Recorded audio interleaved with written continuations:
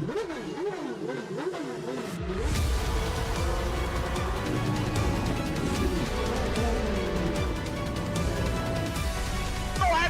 the two of them. The inside of Coates. Martin gets too heavily involved. And that's Whitehead and Coates.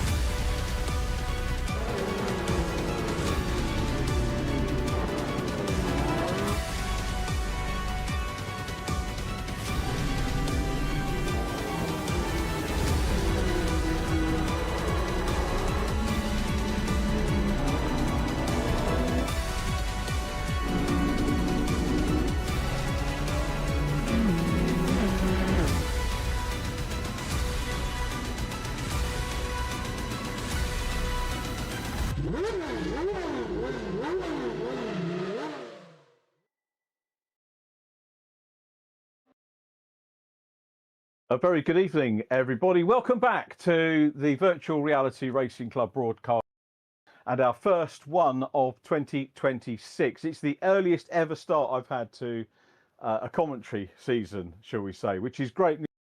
Absolutely thrilled that we are bringing you a super set of races over the next few weeks, which is the Super Classic Formula Ford 1600 Esports Series. And it's official. It's a proper tie-in with the championship that you will see on circuits.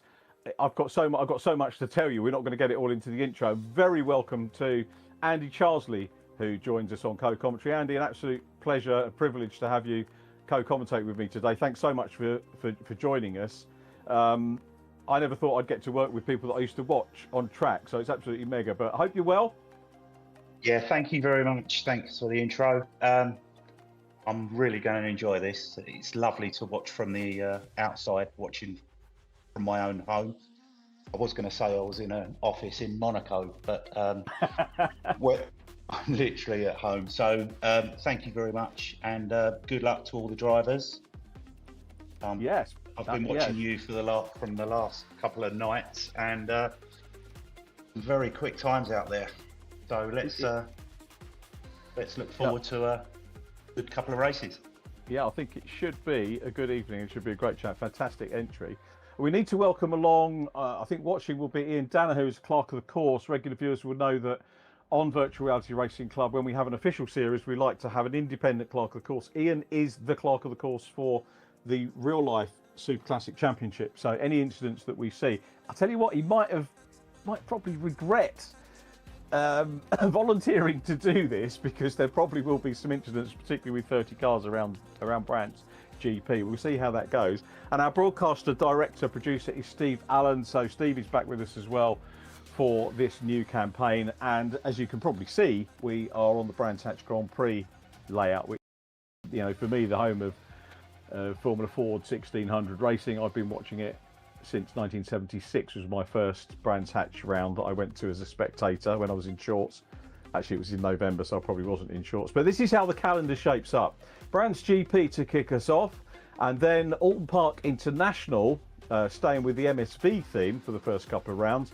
And then we move on the 27th of January to Silverstone National, which is a great Formula Ford layout as well.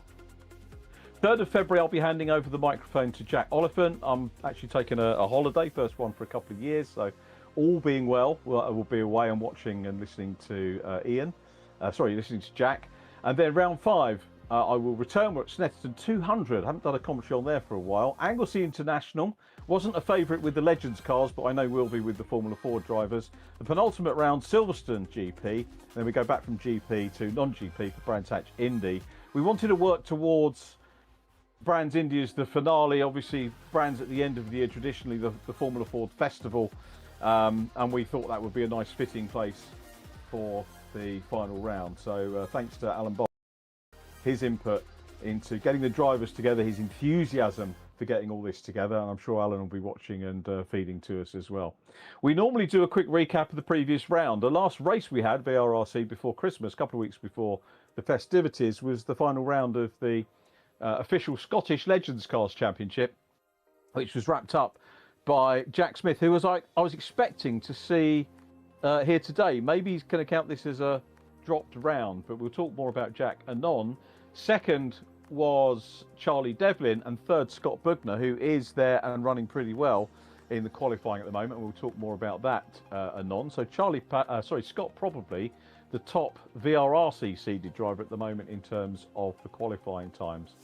But Charlie Devlin, was really hoping Charlie Devlin was going to join us today, but I think he's off racing other things. So we wish Charlie well and thank him for joining us for the Legends Cast Championship, and he certainly was a force to be reckoned with.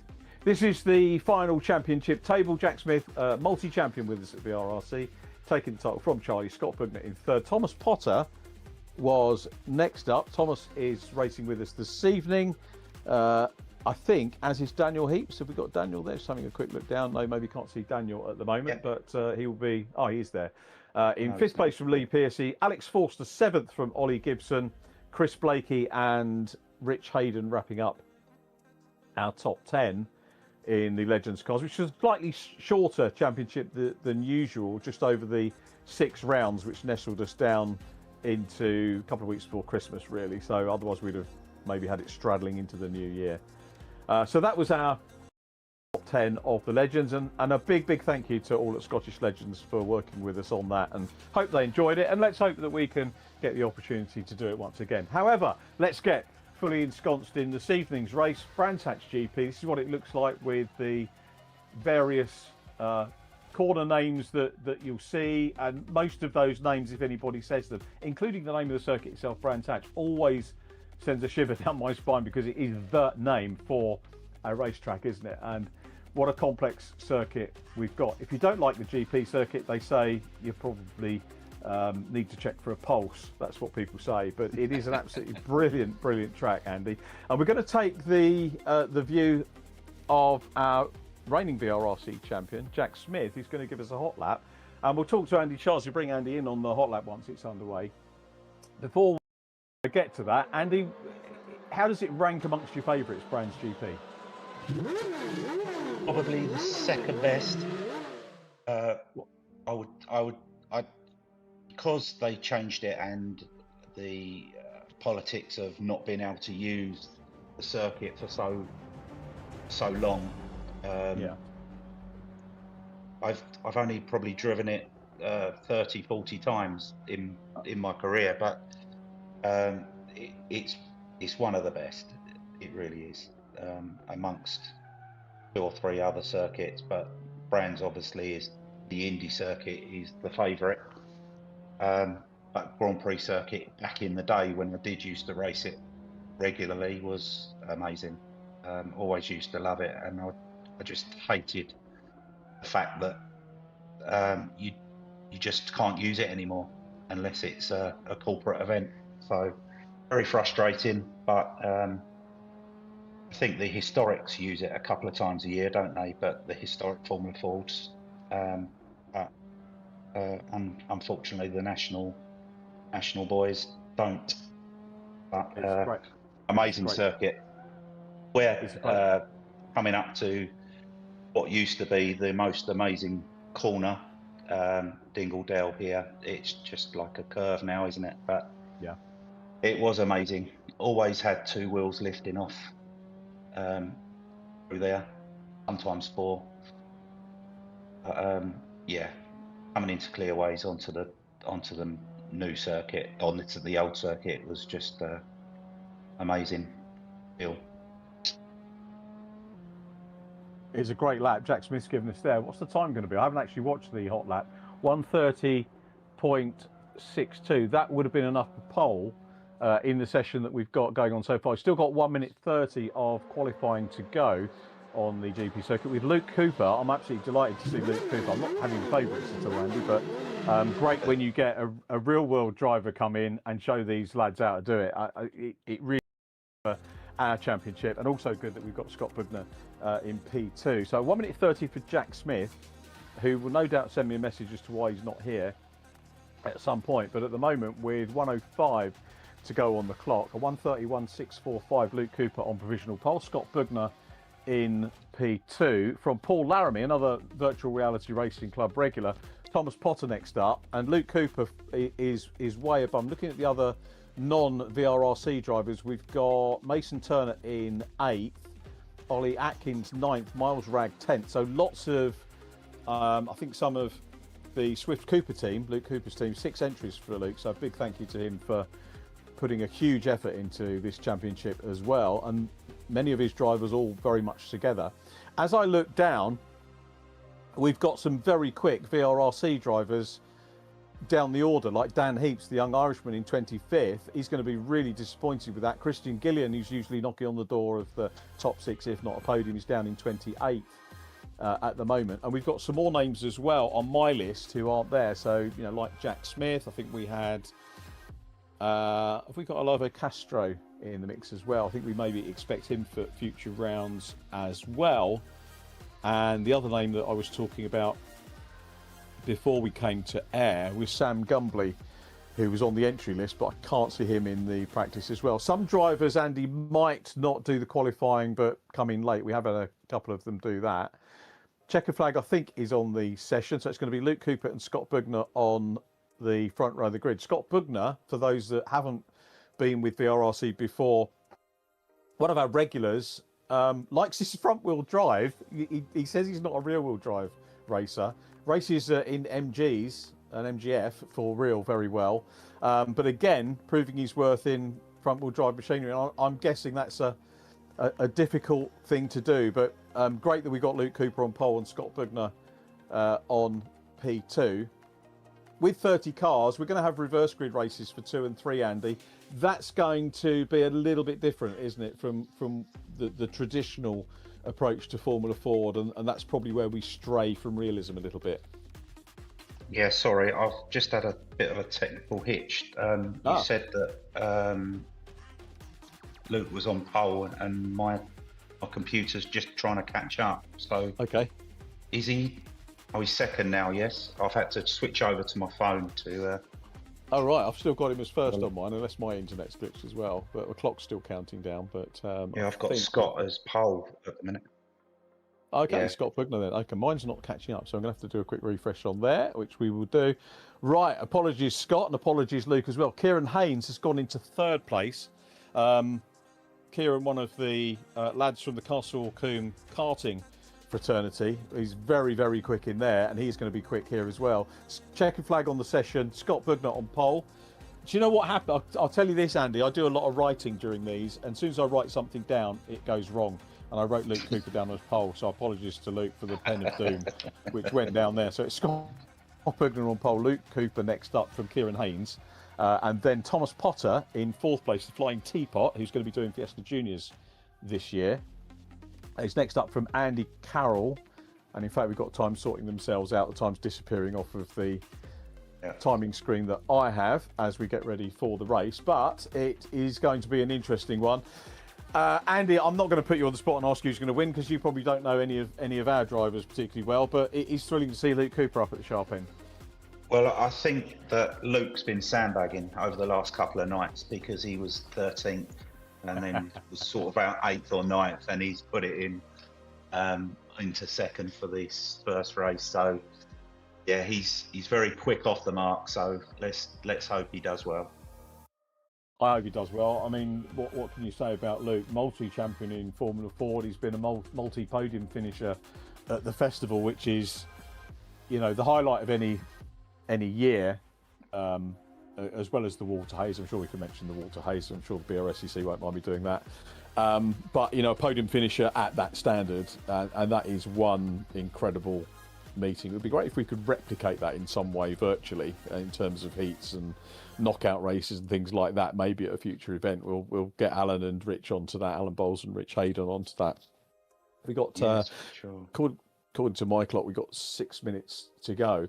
It was lovely to have the forum, wasn't it, before the festival this year, or before the final day of the festival, and Andy, you joined us for that, and it's still, you know, the old days are held in great esteem, which is right, but we're getting modern day races which are very good too in Formula Ford still, aren't we? Yes, I mean, thanks for the heads up on the interview on stage in the Kenscombe, which, yeah, I can go back and have a lump in my throat about that day. It was just unreal. It's got so many memories, and like looking at the the entries, all these young guys who are racing tonight. It'd be lovely to see them get into this, the Formula Fords, because I can imagine it's so close here, but it's the same actually on the track. So you've got some really young up and coming drivers tonight. So good luck to them, and let's just hope they can go all the way and move into the real stuff, because I don't think they'd look back. I agree with that. You know, I've been working on the VRRC's scholarship, junior scholarships, the last couple of years, and some of the drivers that are looking for that are old enough to race in senior than going to juniors, and you know they would do very well to look at this, which is one of the reasons I wanted to recommend this to Rich Hayden, this championship. Well, the cars are on the grid. We've got around about 90 seconds to go before. Look at that guy. I've not seen a VRRC grid stretching back that far on any circuit. That is a very impressive sight. So big thank you to everyone who has entered this, and may they all have a good one. As you said, good luck to everybody, and let's hope that we have some good clean racing. There will be, I'm sure, throughout the course of the 8 rounds, a little bit of controversy here and there. The liveries that you could look out for, the blue and white ones that you can see, or white front, blue back, are the multiple entries of the Swift Cooper team, Luke Cooper's drivers, and he's using this as a great opportunity to help coach people as well. Now we've lost Scott Bugner from pole, so I don't know where Scott is. That's going to be whether he's lost the internet. Only takes a glitch to lose Scott out of it. Hopefully he'll be able to join. Maybe didn't fancy a pole start, but then again I guess he probably did. Here we are. He is. He's back in, so maybe had a quick server reboot. It's just the shot that lost him. Phew, panicked me for a minute. Scott Bugner is there, Luke Cooper in P2 and Kieran Haynes P3. Let's see as we wait for the lights to come on, which should be in around about 15 seconds time for our first race. 3 20-minute races ahead this evening, with this one the traditional race. It's going to be the only traditional fastest off the front race for the series. We've got reverse racing as we do VRRC and the other ones, but lighting sequence very nearly complete.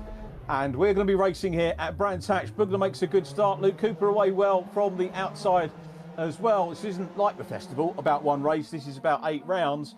And it's Luke having a look on the outside. Scott Bugler did a very good job off the start, and that is a very good VRRC start. We'll keep our eyes on the back, but it's Bugler with the lead from Luke Cooper. So 2 real-world drivers there. Somebody's gone off. I'll pick up on liveries a little bit later in the series. Much more difficult to pick out in Formula Ford. Cooper's got his mirrors full of Kieran Haynes, though, at the moment. But front-wise, Andy Charsley, decent start. Yeah, it's beautiful. Lovely. 0.4 of a gap. Looking to pull away. Unless Luke can get a nice toe up towards Hawthorns. Let's see how close they are by Hawthorns.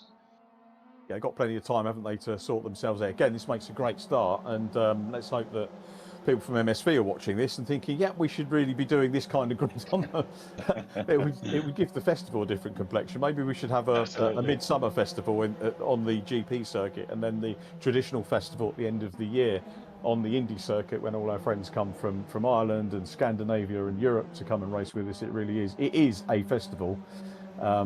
By definition, and actually that as well, as they go out of Stirling's for the first time. And Scott Bugner building a little bit of a lead here now over Kieran Haynes, who's in P2, and Luke Cooper in 3rd. Miles Ragg next up. So I've got to say that our newcomers are giving the VRRC drivers something to think about here, because we've got new drivers 2nd, 3rd, 4th place. Lee Pearcey is 5th. Thomas Potter is in 6th. Thomas would do very well indeed. Thomas only just young enough to race in the Fiesta Juniors, as I mentioned, this year. So he's got a couple of years before he can even think about coming into Formula Ford 1600. That's another debate, Andy, we've sort of had, that, you know, maybe MSV should think about, you know, dropping the age by a year. I mean, sure, you police it, but what would be wrong with getting 15-year-olds in Formula Ford, because it could be a stepping stone to Formula 4.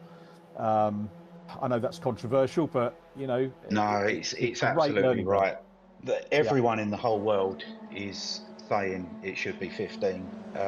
We're just the only ones who are just so silly enough to state that it's still got to be 16. It's absolutely crazy. Some of the Ginetta drivers, as you would know, Yeah. are so quick and they're so good at 15 that they're ready for Formula 4. No doubt. Yeah. No doubt whatsoever. It's just a crazy rule. We need to get that sorted, and everyone's up for it to help out to lower the age gap.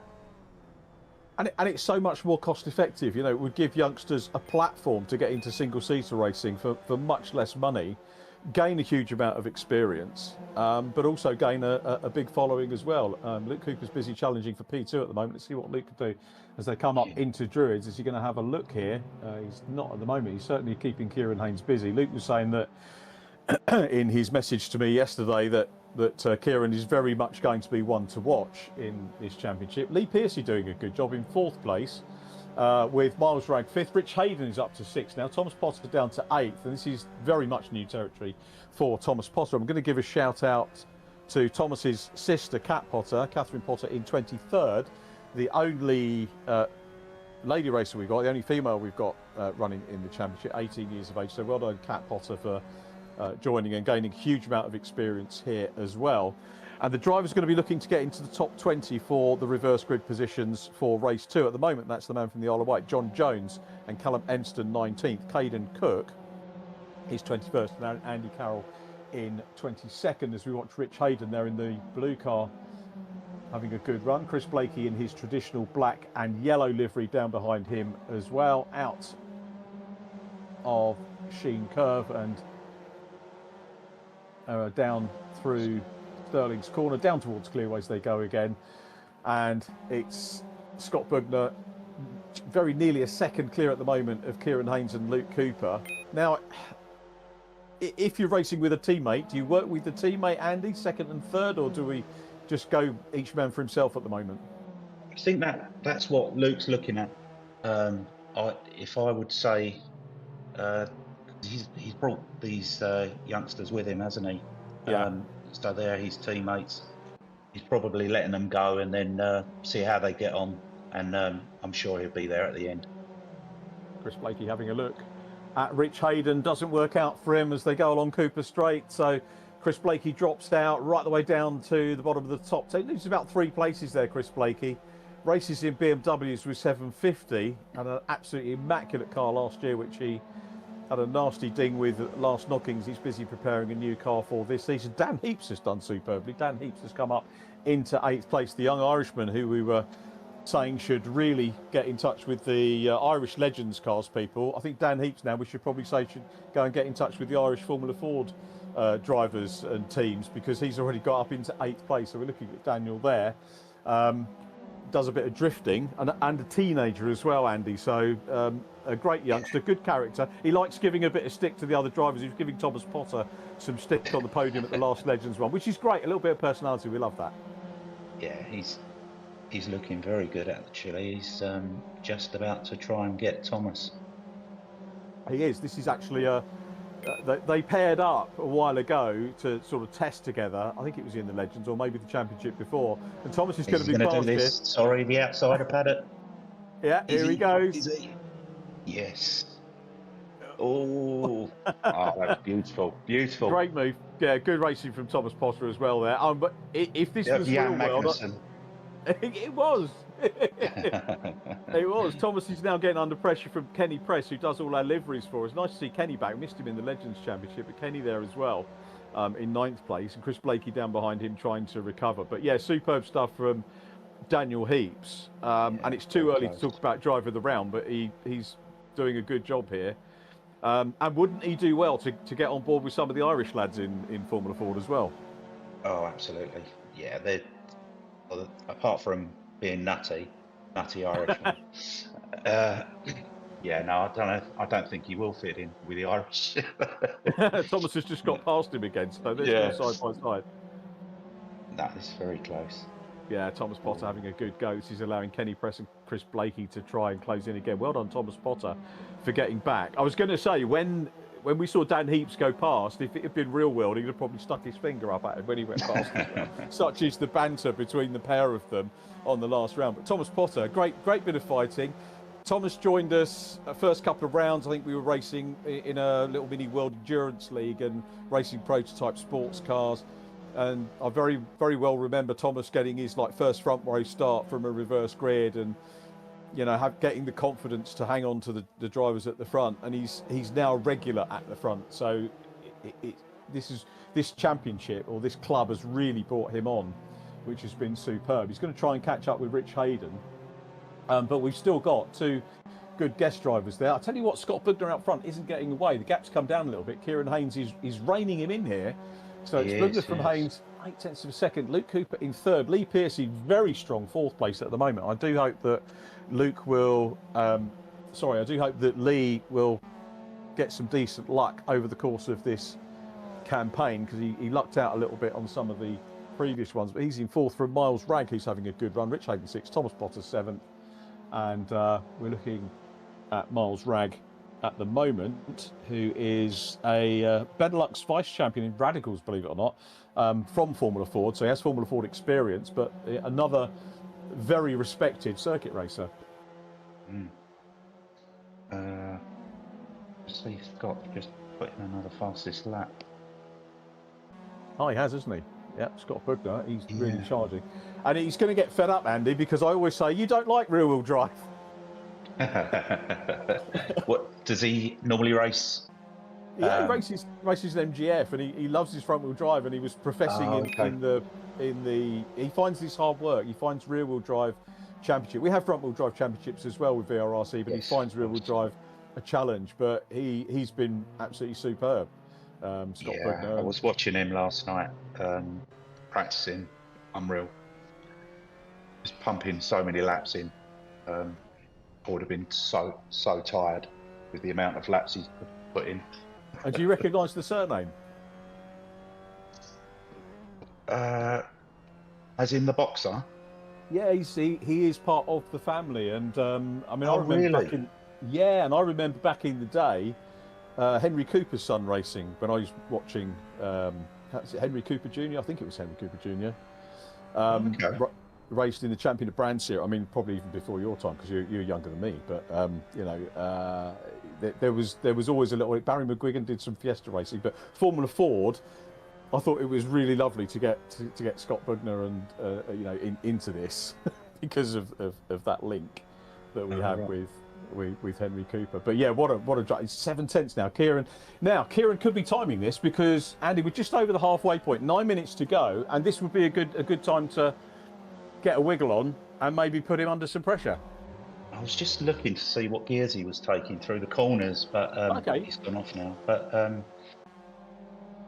yeah, he's very smooth, Kieran. Now we've lost Thomas Potter, haven't we, for some reason? Just having a quick look down.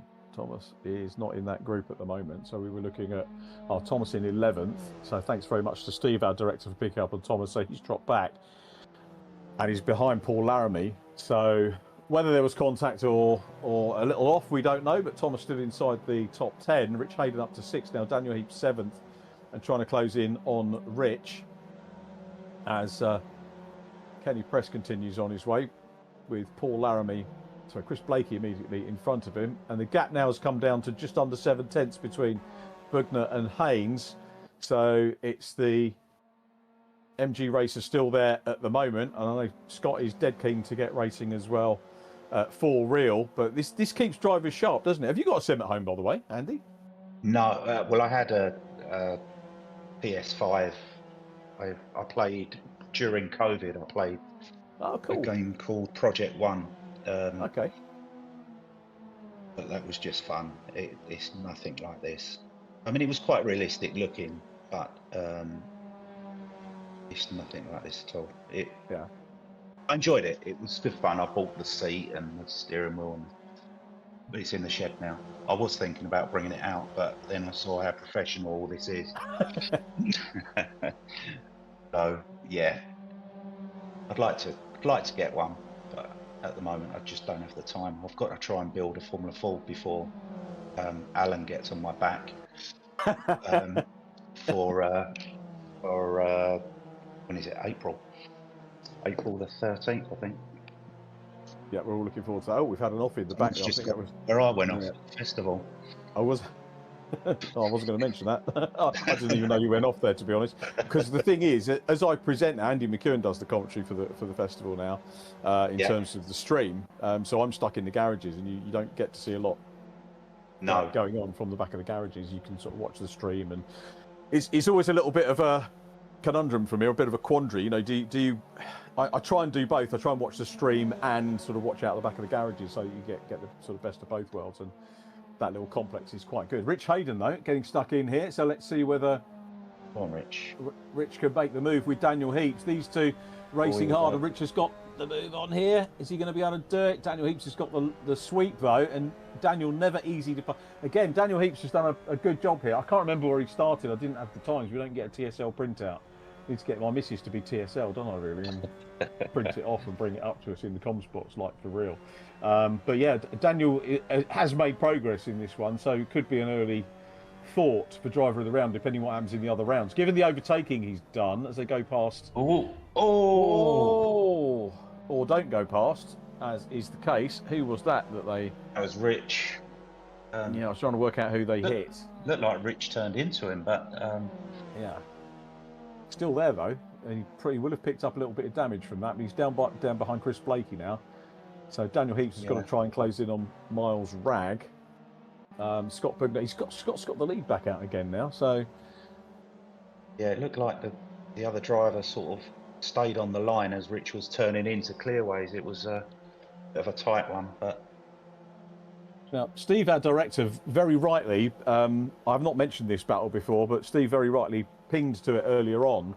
And this is Lee Piercy in fourth place with Miles Ragg about to put a move on it, one of the Swift Cooper team, and they're side by side now as they come up into the countryside here at Brands Hatch.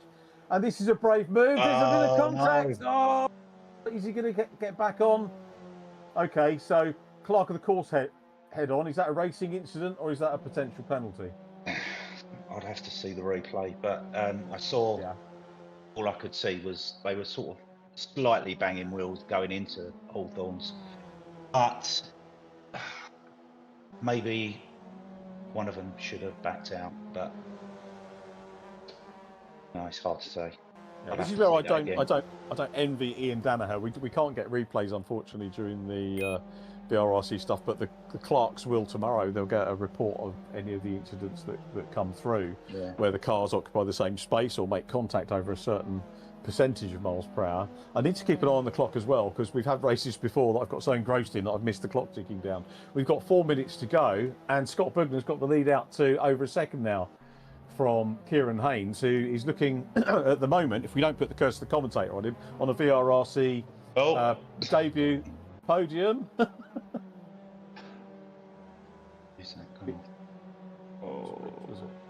So Chris Blakey, Daniel Heaps is down behind Rich Hayden now, and Paul Laramie is as well. So Daniel Heaps has dropped back. Chris Blakey fifth, Lee Piercy in sixth. Last time we ran a single-seater championship with VRRC, I don't think I was working with them. Excuse me, and it wasn't broadcast. It wasn't terribly well supported, but this is very, very good indeed. And I think it's certainly captured everyone's imagination, not just the drivers coming in, but because we've got a record number of new drivers in for this, but also the existing VRRC drivers have really taken to it, which is fantastic to see. 3 minutes on the clock. Bugner now 1.3 seconds clear of Haynes and Cooper. It's not going to be bad with, 24 races, to settle in and take a P2 in the opening race and grab some points, is it, really? No, I think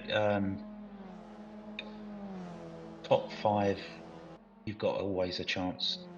I mean, different circuits. Are they gonna be the same pace? Is it going to be the same people at the front at every race? We'll see.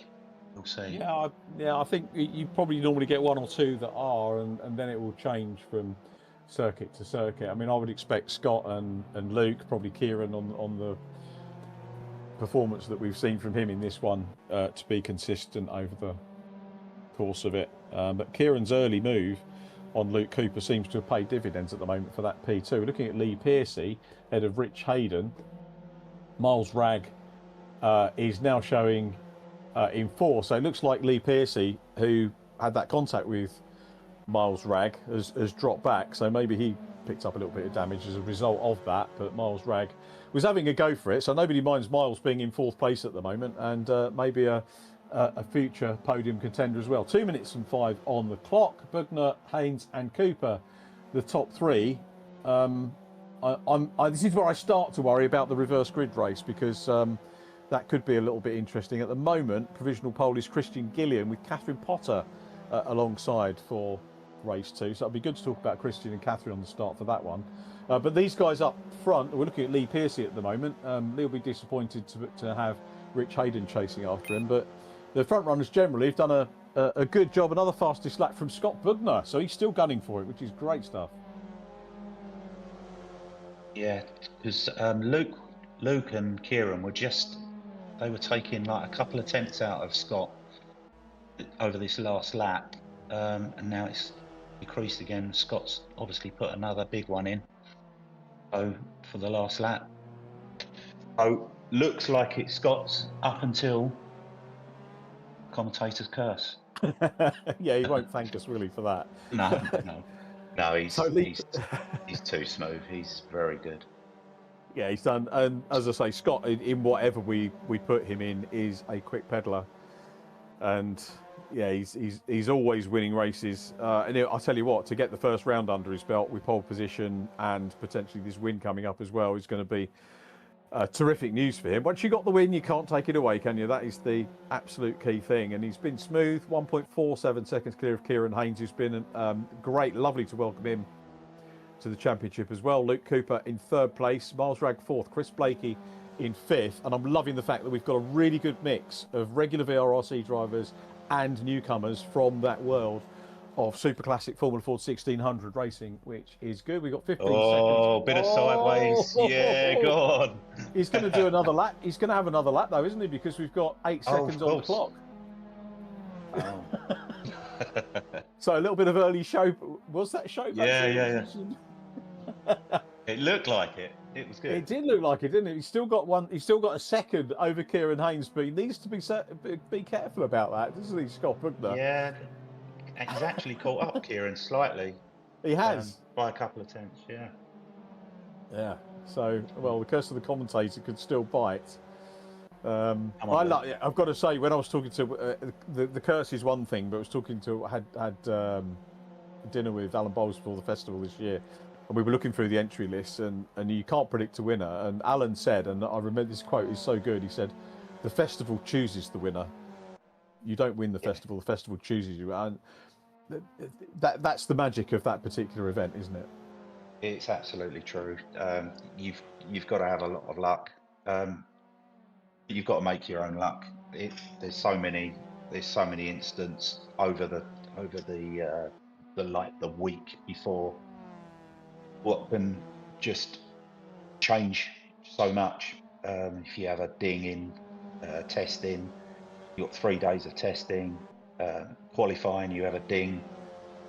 But it's like Smythe, who's won everything this year. Yeah. He started 13th. Here's the checker. Sorry to cut across you, Andy. Checker flag and race 1 win for Scott Bugner. Kieran Haynes takes P2 from Luke Cooper in 3rd place. Miles Ragg in 4th. Great job by Miles. Chris Blakey will get an excellent 5th position from Lee Pearcey, who was running good points for Lee, nonetheless, side by side with Rich Hayden as they went across the line, with Paul Laramie in 8th, Kenny Press. Good result for Kenny in 10th place, 9th place. Top 10 wrapped up by Thomas Potter. Dan Heaps is next, so Dan getting some points from Andy Dorman in 12th. Then it was Harry Irvine. I haven't mentioned Harry. He's helped us organise the Scottish Legends Cars Championship. Wonderful to have him back and doing Formula Ford as well. We need to get Formula Ford going in Scotland, Harry. 13th, super result for Harry Irvine. Then it was Andy Carroll, Mason Turner 15th from Callum Enstone, Sam Walton, Christian Gillian, Cat Potter 19th, Leon Frost with Cat Potter at the moment provisional front row for race 2, John Jones 21st from Aidan Ingram, Alex Forster, Robert Shepherd, George Harker, Sam Skellett and Caden Cook, with John Billingsley and Ollie Atkins being the other drivers that we didn't get a chance to talk about. And drivers, if you're watching it back and you haven't raced with VRRC before, ping us some information through so we can give you a shout out and give you a little bit of focus on the races. But we've run through those drivers. We're going to take a quick break and we'll be back with our first podium interviews in just a minute or so.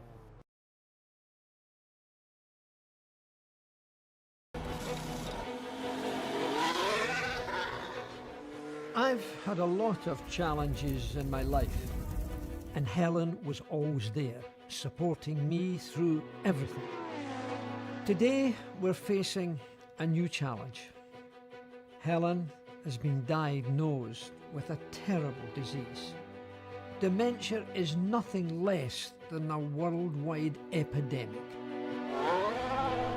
Formula One moves fast.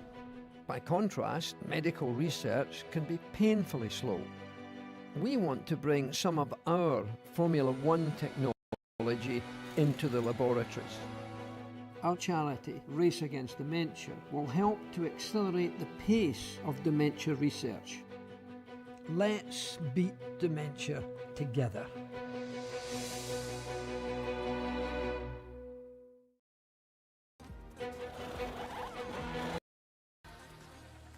So, on to our first podium of the season. I can't believe where the time's gone since our last one, but we've got two new names to interview, which is fantastic. The first of those are going to welcome up the third step of the podium is Luke Cooper. Luke, congratulations on, thank you for taking part in this championship and the super presence that you've put together. And maybe tell us a little bit about that later on, but we'll start with the race. Obviously qualified P2.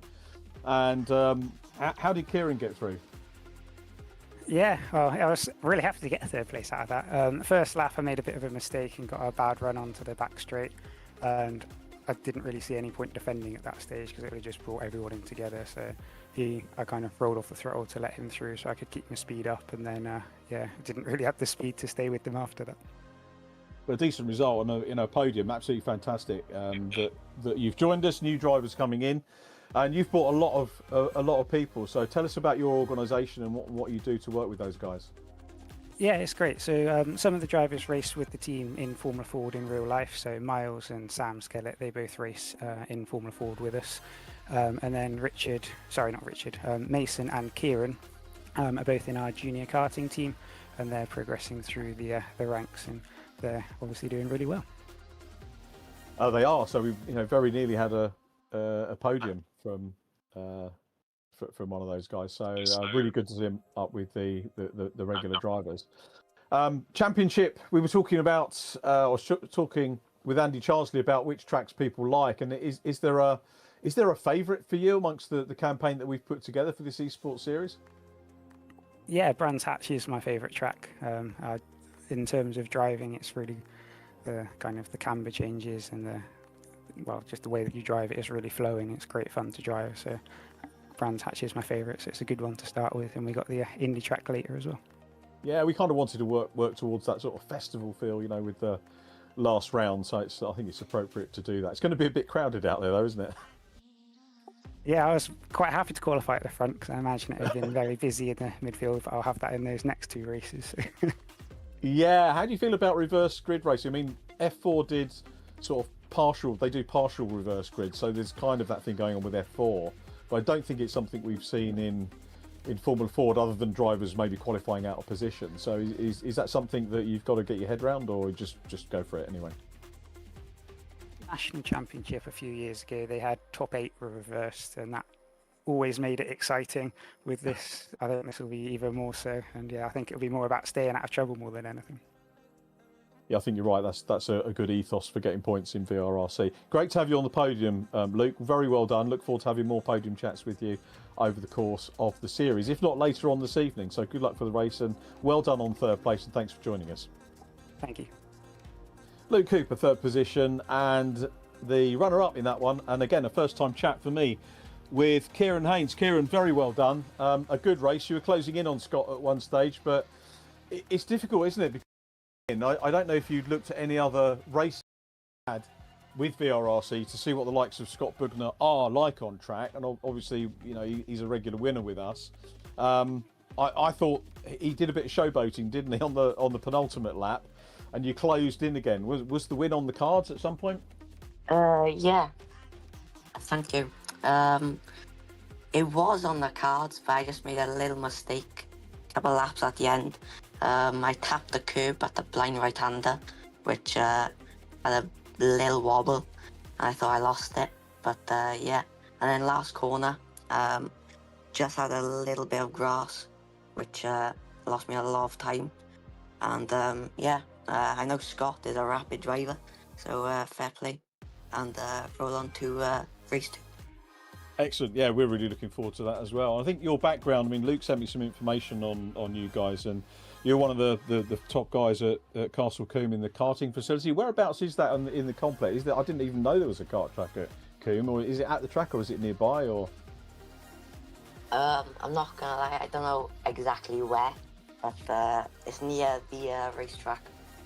Okay. And you obviously enjoy working down there. Whereabouts are you based geographically?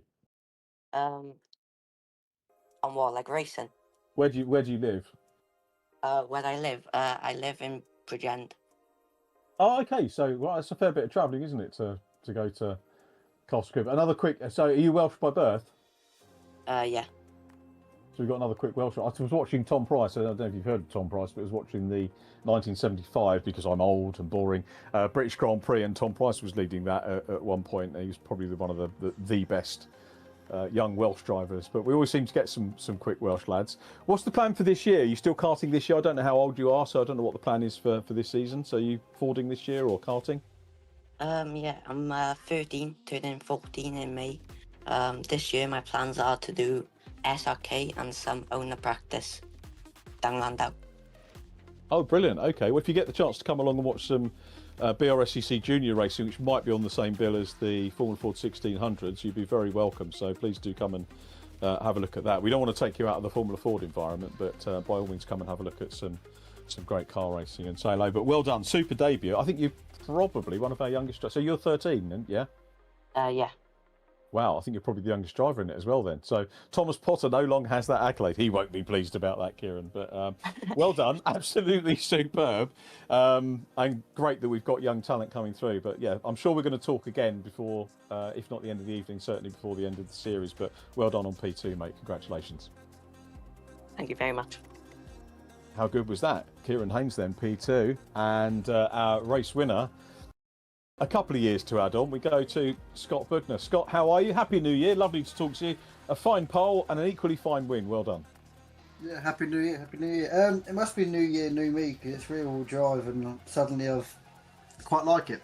But yeah, no, it's really good. I've enjoyed it, and I didn't do a lot of practice, so I wasn't expecting a lot. But when I put it on pole, I thought, we could race from here. And yeah, it kind of lights the flag, and I made a few mistakes, and I could see the two behind, and I thought, here we go. But no, it's really good. You do realise now that Alan Bowles, the championship coordinator, is going to be nagging you to sell that MG and get in single seaters now. I'm not too sure my arse would get in a single seater anymore. I don't think I'm not the right build for a single seater. But no, I've been to watch. My dad used to race in the Fiestas, and I think they used to support the Formula Ford Festival at Brands a few years back. But yeah, I've watched them quite a few times, and but yeah, I'm definitely not the right build for one of these, unfortunately. For the rig, for the sim, absolutely, but not for real life. Fair enough, but yeah, decent result. It's the only time I mention it. I never know whether you're going to be comfortable with it or not, but we were talking about Henry Cooper Jr. used to race Formula 4 when I was watching back in the day. You are part of the Bugner boxing family. There's a tie there, isn't there, somewhere? Yeah, so Joe was my grandma's brother, which is my dad's uncle, so he was like my great uncle. Yeah. I never sorry for your loss last year. Sorry for your loss last year, by the way. It was that was a shame, but yes, it's yeah, absolutely amazing that to see you in Formula Ford, and I thought Henry Cooper, his son did it, and now we've got a Bugner in Formula Ford as well. So yeah, really good that we've made that link. Reverse grid racing though, obviously we've just spoken to Kieran and Luke, who came second and third. They know what's coming up, but you probably more so because you've won races with VRRC before, so you kind of know, who's going to be around you and how it could all go. So maybe a little bit more idea of tactics for race 2. Yeah, I think so, but I don't know what the crash physics are like on these. I don't know if you can go wheel to wheel or not. So if you see a yellow car going flying off a paddock, you know why. But I'm sure we'll get stuck in another go. Huge entry, isn't it, Scott? Absolutely mega entry. Huge, and it's really good for everyone, especially Rich at VRRC. He puts a lot of time into it, and it's proved that hard work pays off, and it's really good. I love it. It is. Well done, mate. Scott, thanks ever so much for joining us again and entertaining us, and well done on a great pole and a super win as well. Thank you. Scott Bugner, our winner of race of the VRRC Super Classic Formula Ford 1600 Championship. We are heading towards race 2, and it's the top 20 race 1 who will start. And you can see a distinctive colour. I bet you can't guess which one is Catherine Potter. Andy Charsley, any guesses? I think it's the outside of the front row. Spot on. How did you know that? It really stands out, doesn't it? Fantastic. Go on, Catherine. Yeah, and Leon Frost. I don't know very much about Leon, but looking forward to and wishing them all the very best for this, by the way. So the other one I can pick out is Callum Enstone, who runs in the lime green, which is a good colour. Christian Gillian lines up third. Sam Walton in fourth place. Then Callum Enstone. Mason Turner is down behind him as well. Mason running in the Swift Cooper team, the blue and white livery. And then Andy Carroll and Harry Irvine. So again, lovely that Harry has come back for a second campaign with us. No time to say any more because the reverse grid race is underway here at Brands Hatch GP. Green light showing on the gantry, and this is the worrying moment when they go into Paddock Hill Bend, 2 wide, 3 wide. And normally when they behave themselves at turn 1, we've got one of the Swift Cooper lads having a little bit of a gyration there, and one at the back as well, which is a shame. To lose one car, or another one there, another Swift Cooper car going off and glancing the barrier. Could have been a lot worse, Andy, given a reverse grid here, I think. Yeah, the Works Van Diemen. Who's that? Oh, so they're all going off now. That's Callum Enstone, yeah. Callum looks, I think he wanted to do the Indy circuit. He's getting a bit of practice in early there. Leon Frost, a good start by Leon Frost. Let's get up to the front. Leon leading. Yeah, and Catherine's still there. Catherine, and you'll find this, Catherine is building confidence in her racing. You can be really nervous getting a reverse grid front start, and it's about holding your nerve and just getting that experience. She's been passed here by Sam Walton. Great move by Sam. Runs a little bit wide there, but Cat Potter still knows that she's on for a potential podium. Her brother Thomas is behind her now as she dices for second place. So Thomas has come through, making the most of a partial grid reverse. Christian Gillian fifth. Daniel Apes is up into 6th place from Andy Carroll and Andy Dorman. Paul Laramie 9th. Lee Piercy in 10th. So Lee could be a consistent scorer in this one as well. So decent start by all concerned. Just having a quick look down. Scott Budner's made up 3 places. He's 17th at the moment, and there's a little tag there. That's one for the Clark. Paul Laramie involved as well, gets collected. So Laramie will drop down. That's a top 10 incident there. So yeah, a little bit of clarking to be done there. But it's now Leon Frost from Sam Walton. Frost is clear, and Thomas Potter up into 3rd. Thomas wants an interview. Thomas always wants a win and a chat, but things calming down nicely. And the other thing about the reverse grids, it does give us a chance to look at some of the other drivers. Not saying that we're not covering the other drivers, but by rights we're obviously looking at the front. But nice to see what some of the others can do. Yeah, now you've said that about talking to the other drivers, just noticed Luke's just had a ding dong with Spot. That came up earlier. I think he's got going again, and yeah, he's 12th and 13th. Back to the front. Oh, Andy still Carroll. Going, yeah, look. Yeah, Andy Carroll from Leon Frost. So sorry, Andy, for missing that. Leon Frost doing a good job those first couple of laps. Thomas Potter is in 3rd from Sam Walton, another one of the Swift Cooper cars having an errant moment. Usually look for a number dropping down the order. We did get some news through from Jack Smith, who is poorly and can't make it. So, and Cian Haig who joined us for the Scottish Legends Championship is working. So those two, Cian and Jack, hopefully will be back next week. Missing around, Andy Charsley. I hope maybe you get the chance to watch us next week. Won't be a thing that bothers Jack Smith, to be honest. He'll be up there with the likes of Luke Cooper and company. Yeah, I'll be watching. I'm totally addicted to this. It's looking fantastic. I wish I could actually have the capability of doing it. To be fair, but maybe one day. We can, yeah. Well, Rich Hayden, if you fancy having a go, if anyone listening or watching fancies having a go at VRRC Championships, then have a word with Rich. He'll get you sorted out with the kit and get you online. I've just had a message through from a certain Wayne Pearson, who will be joining us in co-commentary, as will many other very nice, very good guests. We've had a lot of drivers sort of say, "Yep, can I do it again?" And we do. We like to try and vary and get different people alongside in the commentary box as well. So we do get people back when we can. But Wayne, thank you for watching, and really looking forward to working with you as well. The last round, by the way, is Rick Shortle. I've got a little story about Rick Shortle, which we'll come back to a little bit later on. As Rich Hayden goes up in speed, Rich Hayden could find himself to be top scorer here after the two races, because he scored well in race one, Andy. He's flying. He's going very well, isn't he? Consistency is going to be the key here, isn't it? It's not always about winning the race. Leon Frost back out front now, by the way, from Thomas Potter in P2. Yeah, and Rich Hayden challenging for fourth place here. Christian Gillian doing a good job of holding station front position-wise here at the moment. And Let's hope they all stay on into paddock here. Yes, that's what we want. Oh! The wheel banging, outside wheel in the gravel. Oh, yeah, they do stay on.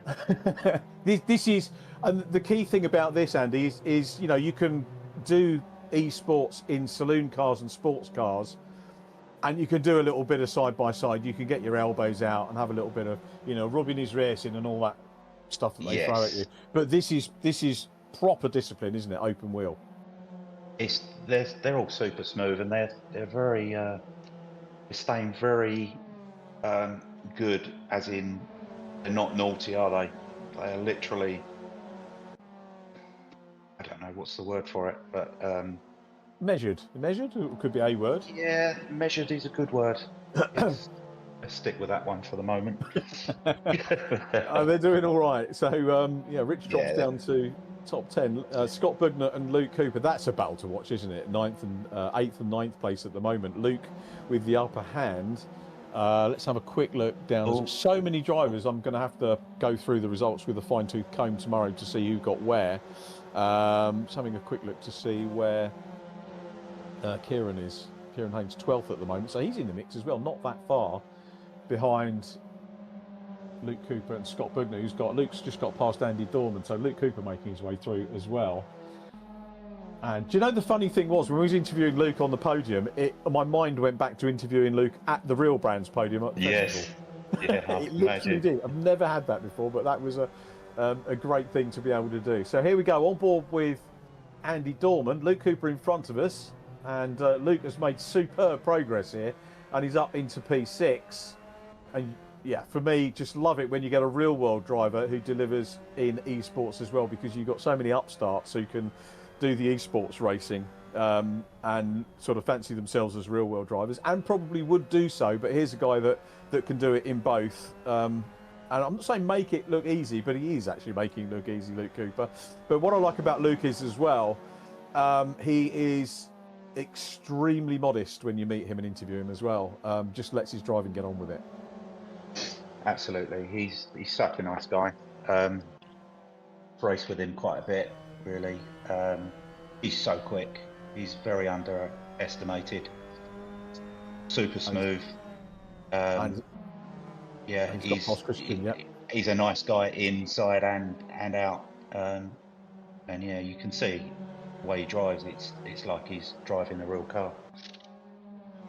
This is Jason Smith-esque, isn't it, here, coming up through the field from, remember, 19th on the grid into 5th. Shame we couldn't have got Jason involved in this one, or maybe he'll come and do it later. I think there was talk of a guest car, which Geoff Page was going to put together. Geoff Page will be joining us as a co-commentator as well. Massive thank you to Geoff, another lovely man involved as the championship sponsor. Absolutely loves his racing as well. Real enthusiast, and you know, thank you, Geoff, for what you do. As Scott Bugner looks to try and make a move here out on the inside of Andy Dorman. And Andy, yeah, he's holding on to this, Andy Dorman, isn't he? Got a good run down Graham Hill and into Graham Hill Bend, and just making Scott Bugner work hard. Yeah, where's Luke's up to 5th? Yeah, so he's really the top of the ones who have come through from the back, isn't he, Luke? Yeah. The other thing that strikes me about there is so much going on all the way down the grid. This is very typical Formula Ford, and we've got Dan Heaps up into P2 now. So Leon Frost leading it from Daniel Heaps. Thomas Potter in 3rd. I mean, you know, any one of the top 10 are race winners, and probably outside that as well, to be perfect. Who's 11th? Sam Walton could win. Kieran is 11th at the moment. Miles Ragg was quick in race number 1. This is how competitive this series is. But the gap, Leon Frost has really made the most of that front row start. Lost the lead momentarily, but 3.38 seconds, that's what you've got to do, isn't it, in this scenario? That's a lot to make up. Where did he finish in the first race? He was, I think he was 20th, because Cat Potter was on his outside, so Leon was on pole. Oh, he's flying. He's doing a really good job, and you've got to take those opportunities. Gillian having to go here. And he's got fastest lap so far, and he's very quick through the sectors, so yeah, if he stays where he is. I've got Chris Blakey actually was fastest lap at the minute now, 4th place. 131.111. A little bit of a clash going on with Sam Walton and John Jones a little bit further back. Gap's come down though. Daniel Heaps has got the gap. What do we say? It's 3 something seconds. A couple of laps to go. Daniel Heaps 3.3. 2.6 now. Daniel Heaps still watching Christian Gillian and Rich Hayden. Miles Ragg trying to chase those down with Ollie Atkins up into the top 10. Our first mention of Ollie Atkins running well. Having a look for another Ollie. Screen who's gone off. Yeah, it's difficult to go through best part of 30 cars, isn't it? I was looking for another Ollie, Oliver Gibson, who's not with us this week. So we actually haven't got the two brothers, Jack Smith and Oliver Gibson, not with us by the look of it, which was a pity. We wish them well and hope that they will be back out with us at later rounds, because we do miss them from the VRRC family. As we watch Chris Blakey putting pressure on Thomas Potter. Thomas acquitting himself pretty well here. He's only a second down at the moment on Daniel Heaps, who is in P2. There is Daniel Heaps just about to go out of shot as they come through Clark Curve, and Chris Blakey is trying to close in and looking for a podium. We're into the second half of the race. Arguably, you've got to say that the winner, in theory, should come from the top 4 that we got here, Andy. Leon Frost has got a good lead. Daniel Heaps will be charging him down, as ever Daniel does, with Thomas Potter, with mirrors full of Chris Blakey to worry about, though. Yes. Behind Chris, Luke's fluttering between 3 and 4 seconds at the minute, but he goes around certain corners and it comes down a lot, so he's very quick in certain corners, Luke. So hopefully he can bridge that gap. Leon's got such a big gap. Who's this? So this is the scrap between someone Thomas else trying Potter. to go round outside at Hawthorns. Yeah, it's Thomas Potter up into P2, isn't it? So Daniel Heaps was fighting back. These two, they were tied together, weren't they, at one point in race number 1? So the Potter and Heaps rivalry continues with Thomas Potter up into P2. And Daniel, I love this shot, Andy. It's so good. That's superb. Absolutely brilliant. Maybe one day we'll see Formula Ford coming back onto the Toka package or something high profile like that, which would be mega to see. Not looking at F4. I love F4, but you know, someone said to me, why don't we have 2 lots of single seaters? Somebody said that to me at the festival on the touring car program. They said it'd be better than Porsches, wouldn't it? Yeah, absolutely. You know, and Porsche put on a great show, and a lot of the people that come and watch, the casual fans, love watching the Porsche racing, to be fair, but there is so much that you could put on. Oh, was that Luke spinning away? Was that Luke Cooper spinning away there? It was, wasn't it, I think? Or was it?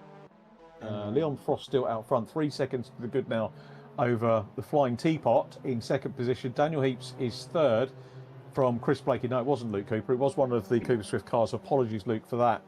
I've got him at 11th. I'm just going to update mine. Have a quick look. Doesn't like updating at the moment. Andy Dorman 11th, Kieran Haynes 12th. So still Frost and Potter up front. Luke Cooper trying to close down on Chris Blakey. Yeah, I've got a lag because I've got Luke as 11th at the moment. Okay, let me refresh mine again. It's still showing 5th on the timing tower, which is good. So Right. gap 2.9. Daniel Heaps here is the thing about Daniel Heaps is if he loses a place, you tend to think that he's definitely more than capable of getting it back. Although Thomas Potter has actually managed to sprint away a little bit, and Daniel maybe played his cards a little bit too early. He's still in 3rd, but he's got Chris Blakey right with him as well. As we look at Miles Ragg coming up as well, so Miles Ragg making good progress in 7th place and scoring well with 6 minutes on the clock remaining. Scott Bugner in the mix here as well. So Scott will lose a few points in this race too. Luke Cooper at the moment running in P5 on board with Scott Bugner. And again, a terrific shot. He's going to sell the dummy, goes down the inside into Paddock Hill Bend.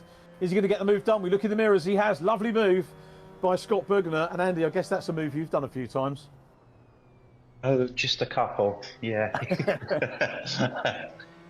Most of the time they come off. But as you know, there's not many places you can overtake with very experienced drivers at brands. Yeah. But that is one of them. But you can never normally do that in the first few laps because everyone's trying to sort themselves out. But it's trying to dive one way and then a nice little dive down the inside is what we're looking for. And you can race, can't you? I mean, we're seeing here Scott's being challenged by Christian Gillian. You can see him in the mirrors. And the reason that Formula Ford is still good, and this Super Classic, obviously, Formula Ford, it hasn't been overdeveloped, has it, over the years? And, you know, I talk to a lot of people that run championships, and they keep introducing gizmos for the cars, new tyres, uprated brakes, uprated suspension, uprated aero. You actually don't need to do that, in my opinion. You know, there's got to be a point where you reach what is a good product, and Formula Ford is a great product, and you can see by the racing this is, you know, replicating real world racing. It doesn't have to be super quick. These are quick enough and competitive enough, aren't they? Absolutely. I mean, a massive example is Rick Morris, really, who's still driving his RP. Is it a 30? 32 Royale? That's 1974, I guess. And they're still competitive with a lot of the front cars. I mean, not ultimately as quick as, you know, it's probably still a few tenths off of the quick boys at the front, but still competitive. And because there's so many series, like the classic one, or the historics, there's just so many championships that caters for Formula Ford. They're just so competitive, and all the cars are roughly the same, as you say, with a little bit of tech gadgets here and there, but they're all the same engines, as they have been all these years. Different drivers make different speeds as well, so, you know, it's how much money you've got to put into this, or you want to. I mean, if you've got mega money, then you can be in Formula One, but if you're not going to go to Formula One, then give this a go. It's unreal. Right, yeah, great camaraderie, great paddock, which is the main thing, and super way to learn racecraft, which we saw from Miles Ragg getting past the car of Dan Heaps earlier on. Dan's dropped down the order, got a little bit awry for him, but the top three now: Leon Frost 1.6 seconds clear of Thomas Potter. Potter's got the chase on, 2 minutes to go, so Potter's trying to close. We've got Chris Blakey on the podium as well now. Luke Cooper in 4th. Really good points for Luke Cooper, who I think will be again at the back of the reverse 20, because remember it's the top 20 scorers that get reverse for race 3. But Potter's trying to close in here. 1:57 on the clock. This one and one more lap afterwards. Do you reckon he can do it? I think, yeah, another one lap after this. Yeah. He's closing in, isn't he? 1.5. And all Leon's got to do is start worrying, isn't it? As a newcomer, first rate. I mean, I don't know his background, so we'll hopefully get a podium interview with Leon and find out a little bit more about him as they go on to the last lap. Potter's got the bit between his teeth here now. Is it 1.4? Yeah, so it's one lap. Scott Bugner with the fastest laps, still 1:31.039. So it's Frost being chased by Thomas Potter. We're looking at a potential battle for the race lead. Chris Blakey in yellow and black is back in 3rd position at the moment, with Luke Cooper, great drive through, into 4th. Kieran Haynes and Paul Laramie. Kieran's got up into the top 9 now. He's in the top 10 anyway, and goes down on the inside of Paul Laramie to make the move. So well done, Kieran. Another good place for him. But it's Leon Frost out front still. Is he going to be able to hold his nerve here? I think Kieran probably will. He's going to try and... Oh, and a good move back here by Paul Laramie down the inside of the youngster. Gets the position back. So really good dice going on between those two. Thomas Potter, though... all over Miles Ragg. Yeah. Scott Bugler trying to get 6th position. As we go back to Leon Frost, Thomas Potter is closing in. He'll have wanted another lap out of this one, I think, Andy. A little bit wider there goes Leon Frost, and Thomas Potter's all over him. Is it going to be a run down to... It's going to be about a run to the flag, because they are going to be very close indeed as they come through Clearways and down into Clark Curve for the last time. And this could be our first photo finish of the championship. Thomas Potter's going to have a go. Leon Frost's going to try and hold his nerve. Here comes Potter, though. Is he going to flick to the inside or the outside? There isn't room on the inside. It's going to be an outside run, but Leon Frost takes the win. What a finish that was. A classic Formula Ford finish with Chris Blakey in 3rd. Andy, that was what it's all about. Absolutely. That was right on the last lap, wasn't it? All of it. Yeah. Fantastic. I think I'm right to say, you know, Thomas... The pressure that he put on was superb, but also the way that Leon Frost responded to that pressure as well. Absolutely. Always very hard coming out of Clearways on the short circuit, but on the long circuit you do get more of a run-up with speed coming out of Clearways. You've got more of a chance of nicking it on the line, but Leon held up really well there. Well done. Yeah, cracking job for them. Yeah, good stuff. We'll talk to him in a minute. We've got Thomas Potter P2, Chris Blakey 3rd from Luke Cooper. Good drive from him. Rich Hayden consistent again in 5th. Scott Bugner in 6th place. Thomas Potter got the fastest lap as well. Miles Ragg 7th. That late move on Christian Gillian. Kieran Haynes in 9th from Paul Laramie and Lee Piercy. Cat Potter 12th from front row. Good position holding from Cat Potter. Andy Dorman 13th from Daniel Heaps. Alex Forster 15th. Expect to see him on a podium at some point. Sam Walton and Callum Enstone next up from Kenny Press. Top 20 completed by Mason Turner and Caden Cook. Harry Irvin 21st from Aidan Ingram. Nice to see Aidan back with us as well. Ollie Atkins 23rd from George Harker. John Billingsley 25th from Robert Shepherd, Sam Skellett, John Jones and Andy Carroll 29th. And our second set of podium interviews coming up after this little break.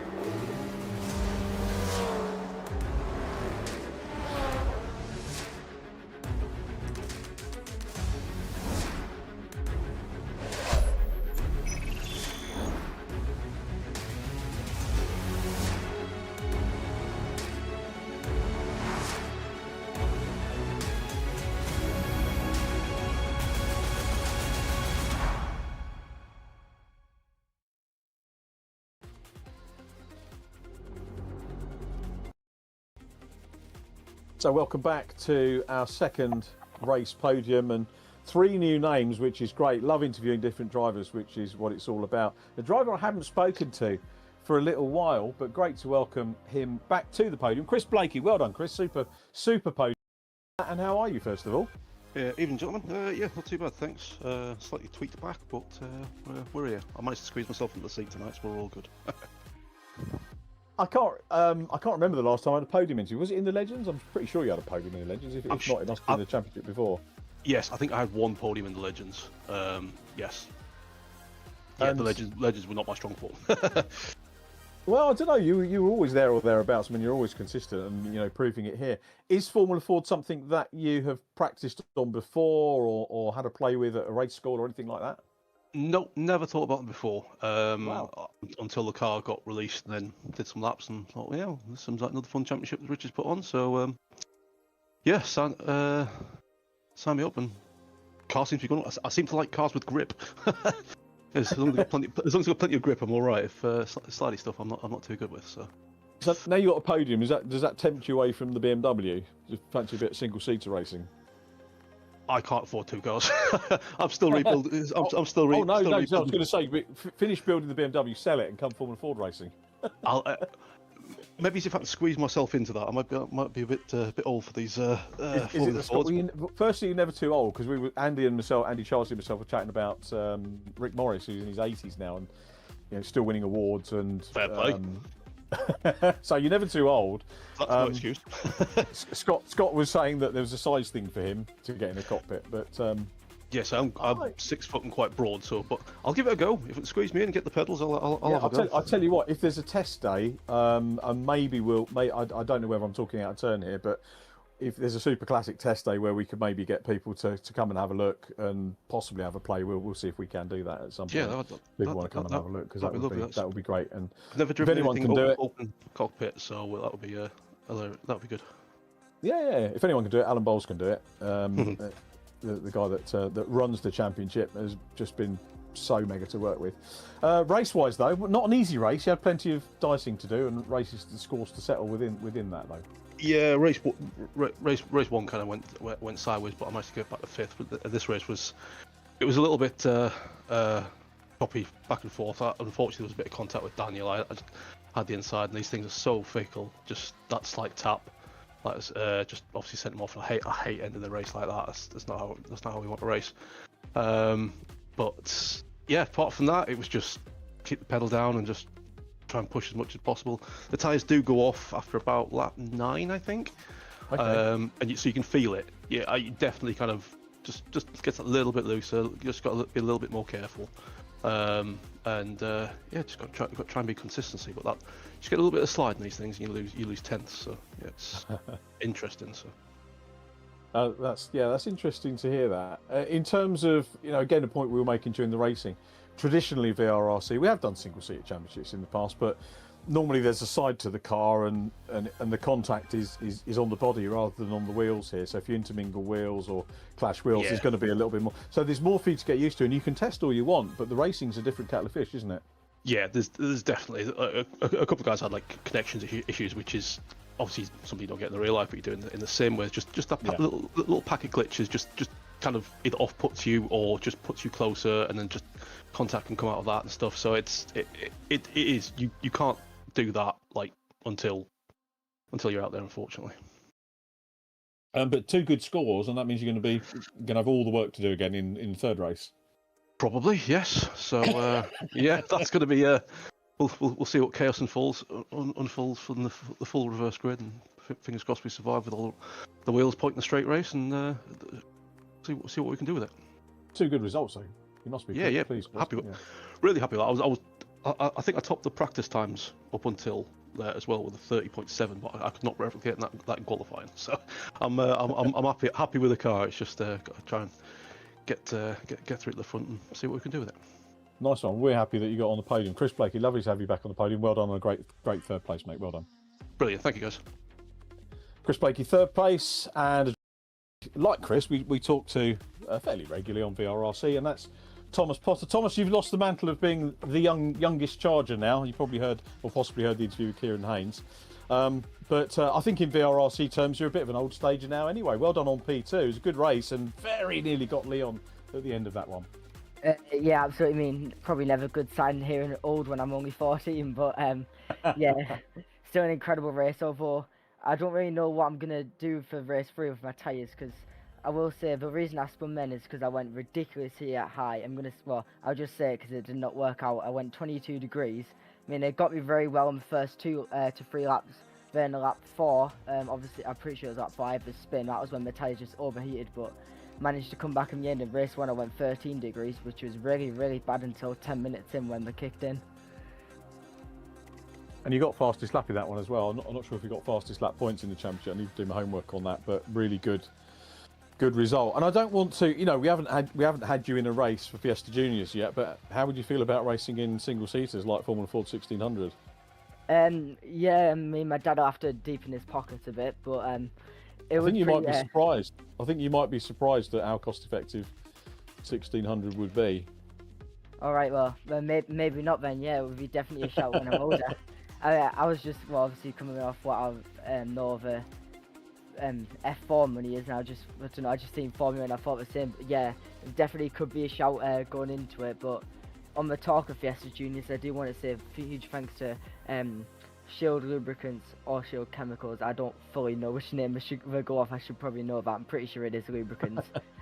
For buying me the Fiesta Junior car, although I do have to keep some things quiet, but I'm sure you'll find out probably later in the championship on the rest of it. But thank you to him and obviously all my partners on the car. Okay, that's nice. I fingers crossed that I get to work on some of the, if not all of the junior rounds this year. They haven't booked me yet, so maybe they're going cheaper and younger in terms of commentators this year. But that's up to them. Haven't heard from them yet, but you know we'll wait and see. Whoever does it, you'll be looked after. I know that in the paddock. So P2, very nearly got Leon. What was the story in race 1? 13 degrees. 13 psi pressures do not go well until 10 minutes in, and as I found that out really fast when I got done around the outside by about, I think it was like 4 people by the end of lap 1, which did not work well. And obviously then I just couldn't really hold my ground until they kicked in when I was like flying through, but then I had a little off track again, which I seem to do here, which caused me to spin, and that's what really affected it. But definitely it's stuff to improve on coming into race 3. Okay, so you might get a reasonable start given the points. Yeah, well, I hope. And you and Daniel Heaps have had some good races, haven't you, over the first 2 so far? And you know, Daniel was giving you some stick, wasn't he, in the Legends? I think it was light-hearted banter, but it was nice to see you 2 racing well. Yeah, absolutely. I mean, I am still the faster driver in our team, fast and faster. I am faster, he's fast, but you know, pretty good racing him. Thomas, love it, mate. Well done on P2. We need to have a quick chat with Leon as well, but congratulations on P2, and we'll see you a bit later. Absolutely, thank you, and well done to Leon too. It was a good race. Good lad, well done, Thomas. So on to our winner, Leon. I've got no notes about you at all, so first of all I'm going to say many congratulations, and you held your nerve really well there in that one. Tell us about your race and maybe a bit about yourself as well. So yeah, the race was very, very difficult. I mean, I don't do a lot of sim racing, considering I race cars in real life. I avoid a lot of sim racing, but it was tough. It was my first actual win on a sim race, and I was sweating a lot more than winning in a normal race in real life, which was the funny part. My hands are aching. I was holding the wheel tight. I was nervous, but managed to keep my cool. I tried to get away early at the start, putting up the pressures a bit, but it didn't work at the end. What do you normally race? So I've just looked up. You say you're a Sussex lad. That's good. So very local to my old media hauntings. Yeah, so I did a bit of Formula V, and then I did the Walter Hayes Trophy in Formula Ford. And so my plan this year is to do some Formula Ford. I won't say which category yet, but my aim is definitely to do Formula Ford. Okay, make sure you come and see us at the festival. We want you entered for the festival, the VRRC, as well as the Walter Hayes. And you need to do both, please. We will be entered in everything, hopefully. That's the goal. Leon, that's what great. What car would it be in, Leon? Oh, well, here you go. We'll say for now, Van Diemen. Van Diemen, what year? I can't go into that yet. Depends what class I'm doing, doesn't it? That'll be a giveaway. I've just had a little word in my ear about something, so you don't want to let it out of the bag. Okay, no worries. Thank you very much to Alan, all you guys, the commentators, Richard, Andy, everyone here, all the commentators, all the media guys. It's a great event. It's a great little sim racing series before all the racing starts. Thanks, Leon. Sorry we couldn't talk to you more. We need to get the next race underway. No, it's fine. On the win. Just win the next one and we can talk to you more. Exactly, that's it. We need a miracle. Leon's going to be joining the Real World Championship. Caden Cook on pole position with Mason Turner alongside Kenny Press P3 after a great showing in race 1. Callum Enstone is in 4th, and away we go for our final of the evening again, and these VRRC evenings for me anyway, probably not for the viewers listening to me, go very quickly. But a cracking start. Mason Turner around the outside. Super stuff from Mason Turner, the Haynes Junior karting champion, showing his quality there as he goes up into Druids for the first time. Enstone passed by Caden Cook for P2. Caden Cook in the light blue car is now going to be passed by Kenny Press, who goes up into 2nd place. Again, couple of cars just popping away, but I've got to say, yeah, okay, we've lost Caden as well out of it, which is a shame. But I've seen more damage with less cars in virtual reverse grids, I've got to say. So on the whole, everybody behaving themselves well as they've gone through. So, yeah, again... Timing screen's gone mad. Yeah, timing screen's going crazy as it tries to sort out who is where. Obviously, with more cars, there's more for the server to have to sort out. Mason Turner, though, is the man who leads, and another couple of cars going off. When you get the total reverse, that seems to be the way, which is a little bit of a pity. And this is where you get the drivers like Thomas Potter, Jack Smith when he's with us, Scott Bugner. Scott Bugner is showing in 6th place at the moment, which is incredible. Tend to bide their time in the opening laps and maybe wait for the gaps to open up. So we look at Callum Enstone in P2. Mason Turner's got 3 seconds. He's really made the most of this, Mason Turner, as you would expect a karting champion to do. So having a good opportunity here to bed himself into the track, into the car race-wise, and get himself some good championship points, Andy. Yeah, he's still pulling away as well. Nearly 4 seconds already on the first lap. Oh, and this won't help. No, that's Callum Enstone Catching up with him. Yeah, Kieran Haynes, now the 2 teammates, 1 and 2. So we're going to see a swift Cooper 1-2 at the moment, but Scott Bugner wants to get another win. Are we going to have a double winner in our first round? That'll be something to pull off here. Scott Bugner looks down the inside of Paul Laramie, gets the position. Thomas Potter is just behind them as well. Then Andy Dorman, Lee Piercy, Harry Irvin in 8th, having a good run from Aidan Ingram. And Callum Enstone recovered well to complete the top 10. And we'll look further back. I think Luke Cooper, one of the cars that got caught out earlier on, down in 21st. So Luke would have scored well over the 2 races, so about where he started, but he'll try and work his way through. But this is the view from Scott Bugner in P3. Thomas Potter up into P4. Thomas and Paul is going to be a good battle as Paul goes on. That was Curse the commentator, wasn't it? Oh. No, I'm disappointed, Andy. There's no Queensway Autos liveries out there. Yeah, all of the Astrotech.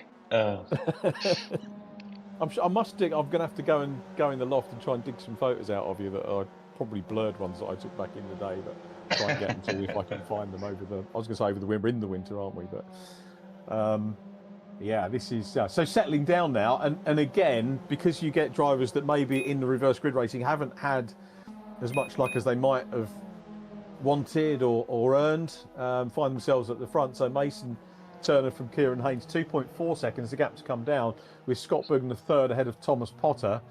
Scott's bedded himself well into this, isn't it? And it's a shame you think with Kieran. Sorry, Scott's up with Kieran. Oh, good shout. Yeah, good shout. I've not met Scott Bugner yet, so I don't know whether his comments about being too big for Formula Ford are valid. But that's nowhere near valid.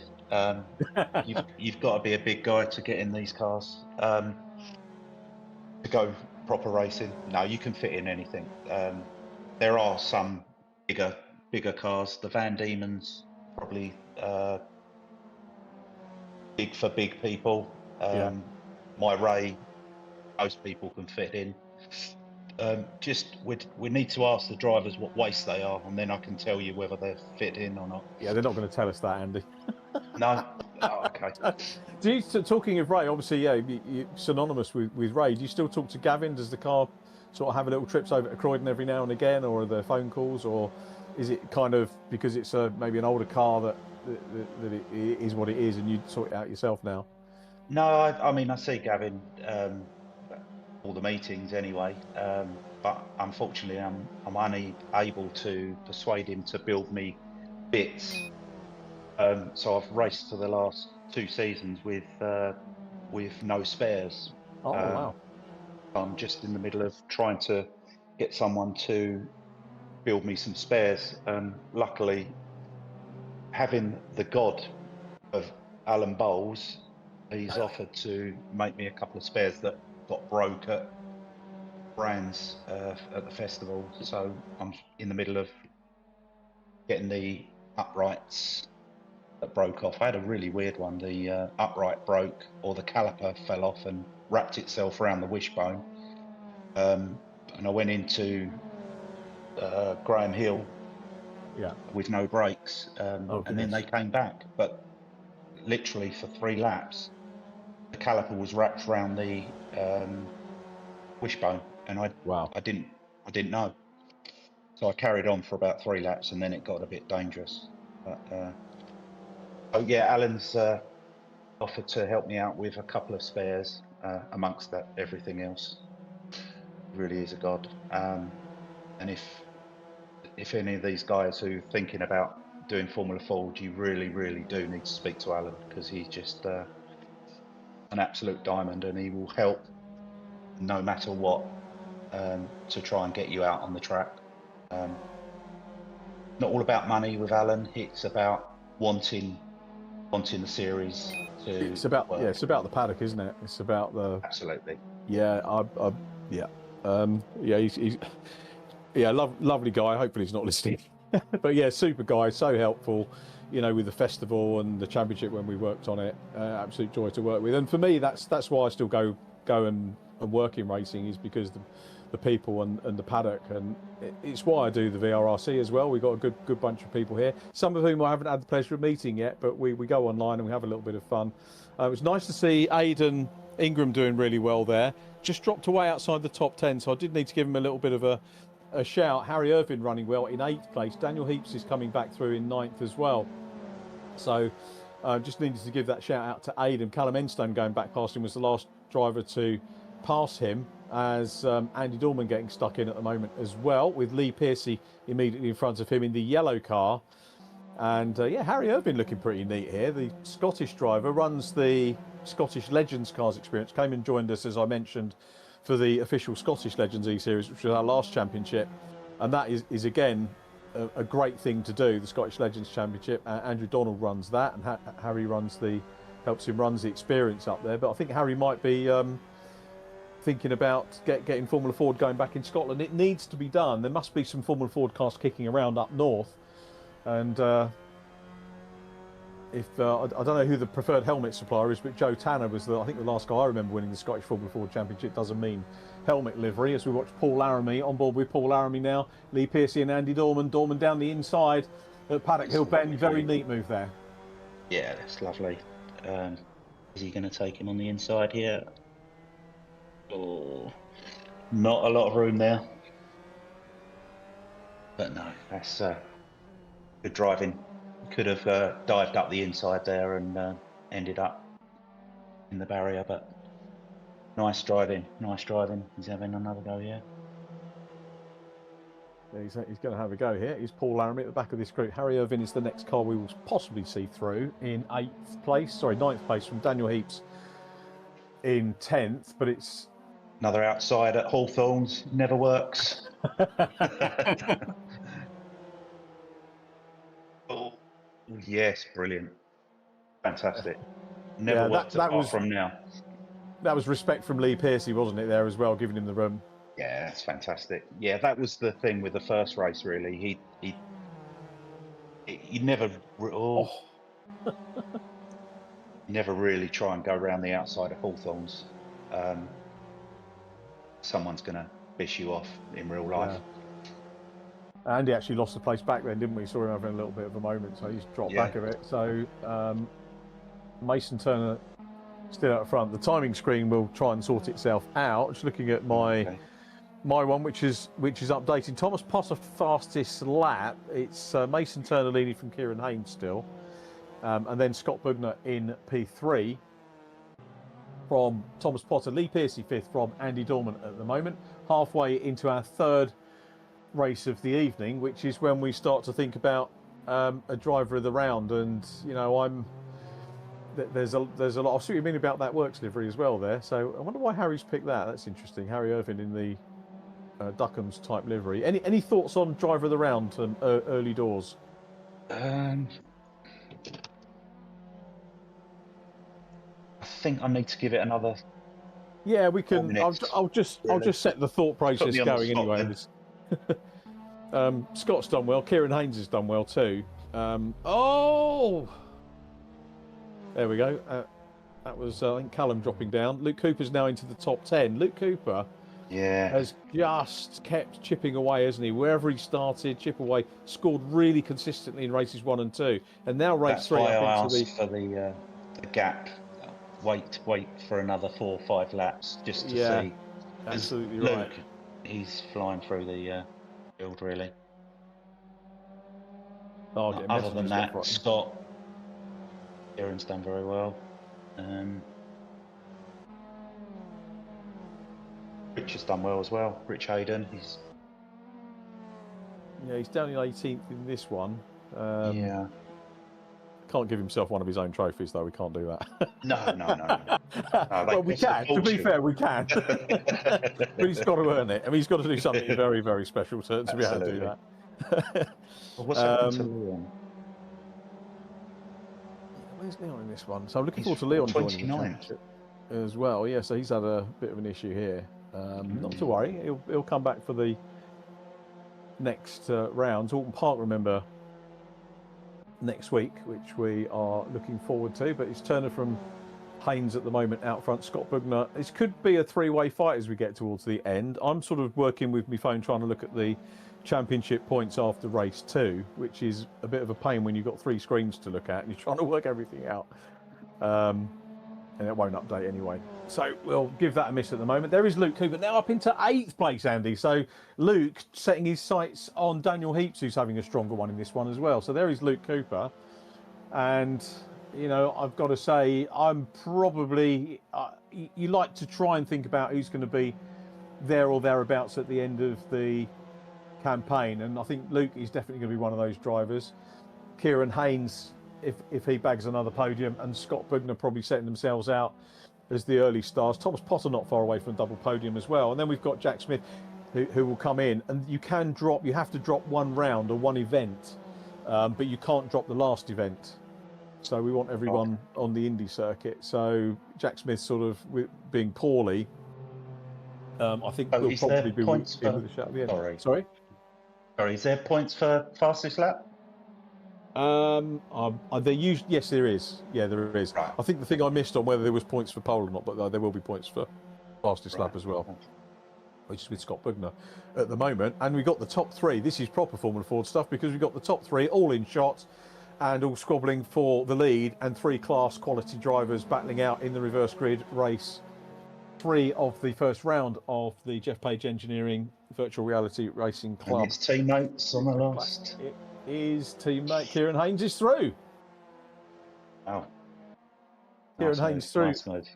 Yeah, lovely move. Now Scott Bugner wants a bit of this because he won't want Kieran Haynes to get away. And Scott, we know, has got the pace. He was quick in qualifying. And it was lovely to hear him say, or not say, that he didn't like rear-wheel drive. That's the first time I've ever heard him say that, and he's really with it.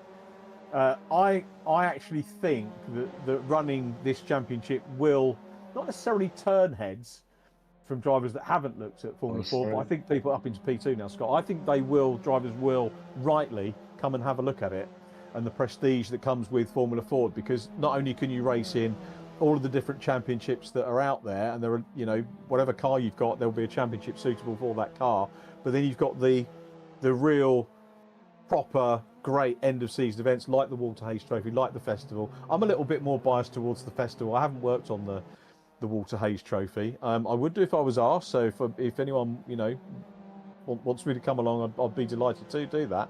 I actually, and I've not mentioned this on the VRRC, but I've mentioned it on festival broadcasts. I actually met Walter Hayes. I had the privilege of meeting him, and it's lovely to be able to tell the youngsters, Andy, what Walter was like.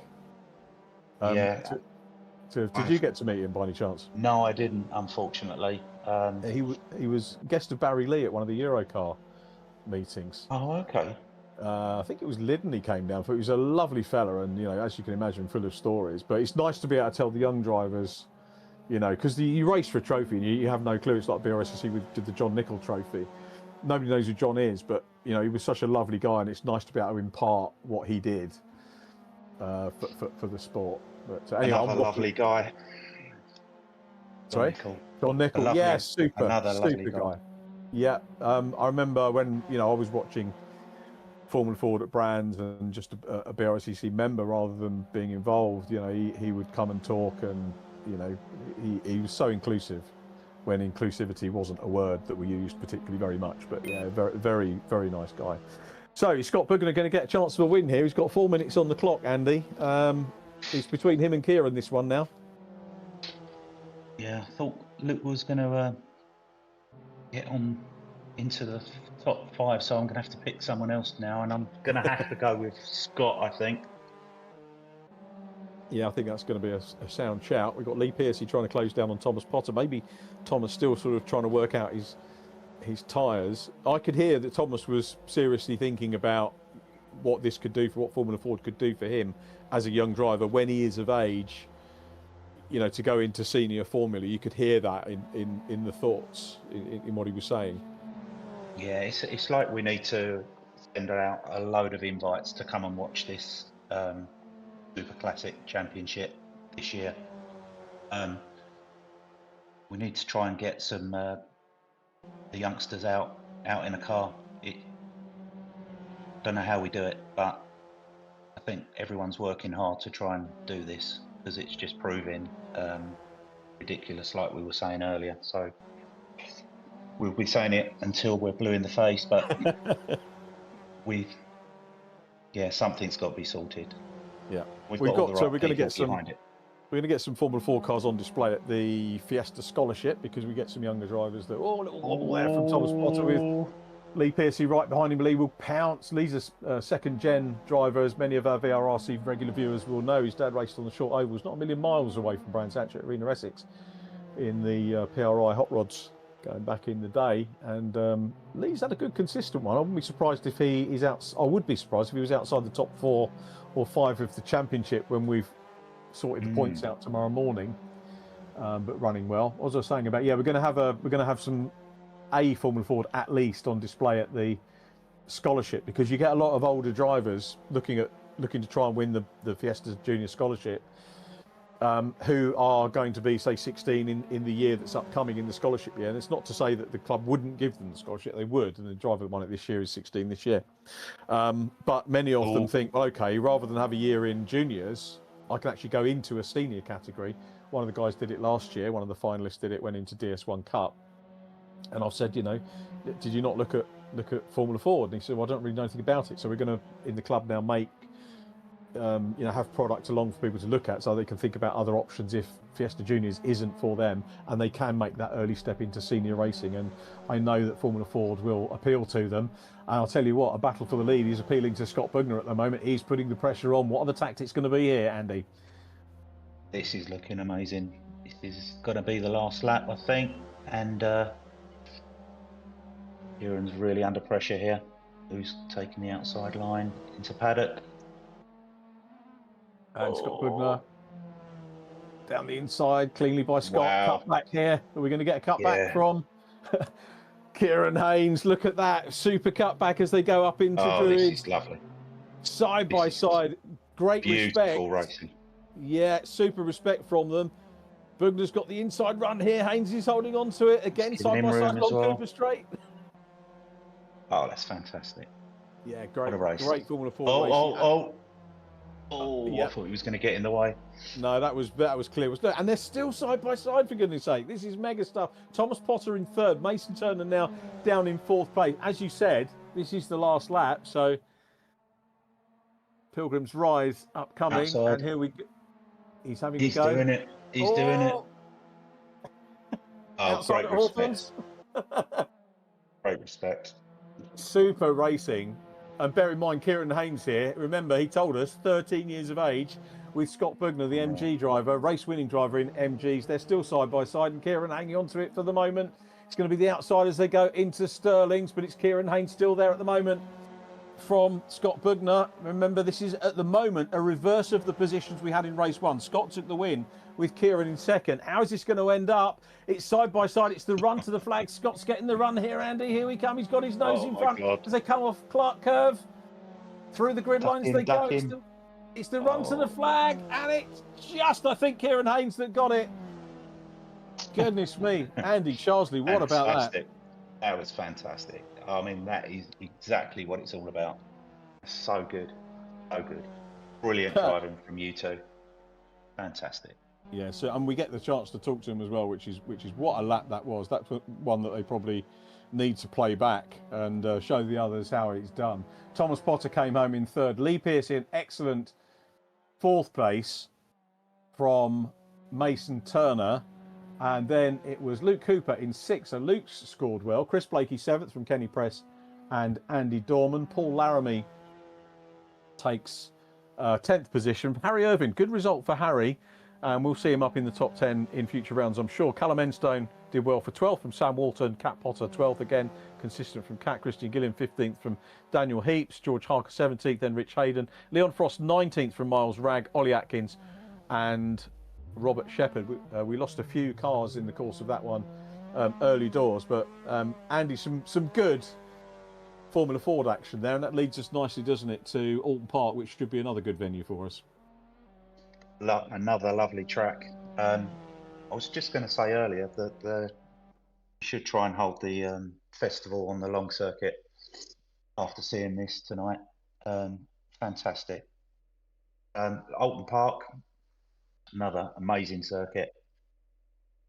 Yeah, it's going to be a good one. Before we get to reflect any more on the happenings this evening or for next week, we're going to take another quick break and be back with our podium interview in just a moment.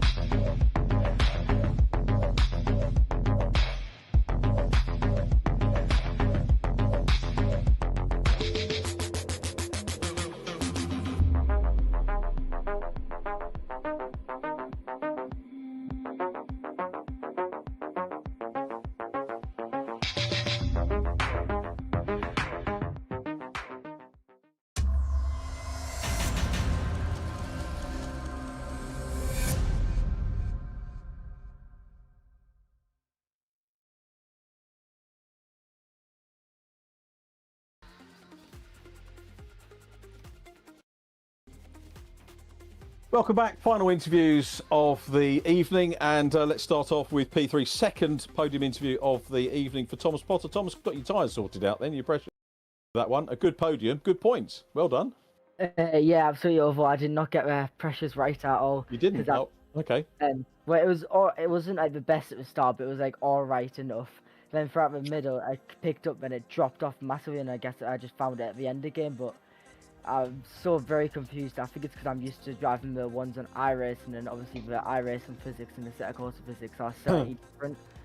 Just to stop you there, iRacing is a swear box on this one, so you're going to have to put £10 in the swear box for saying iRacing. I'm joking. So I'm not going to talk about Daniel Heap's Scottish Legends then, but yeah, it was still an incredible race. Well done to Scott and Kieran at the end. That was. To be honest, I thought Kieran got it, but I guess it must have been Scott. I'm not too sure. On my screen it was Kieran, but still an incredible battle between them, as well as Mason Turner and Lee Pearcey between us three at the end. It was, well, amazing battles throughout the field, I'm pretty sure. That's what it looked like on the relatives. Yeah, I think it was Kieran that got it. He had his nose in front as he went across the line. I will check on the result if it's been posted up, just to double check before we go on to that one. But in terms of, you say you're making about the comparison with the other software, but now you're in it, and practicing, you'll be away though, presumably. Yeah, absolutely. I mean, I'm also doing. I'm gonna have to add another £10 here, but the other VRRC E-Series, that's on iRacing in the Mazda MX-5s. So I've done loads of laps on this, and I'm not gonna lie. I forgot this championship existed because I thought it started next week.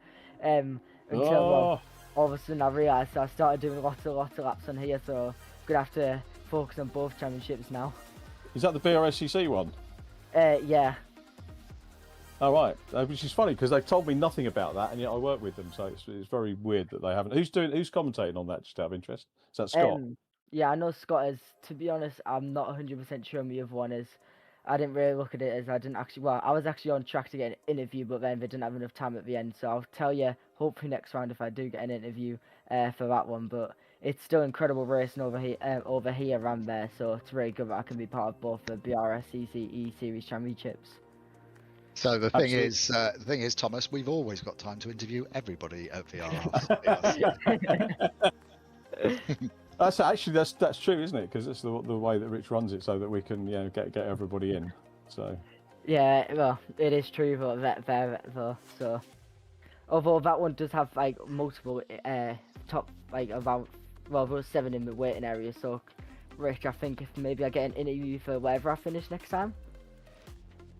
I would be disappointed if you didn't mention us.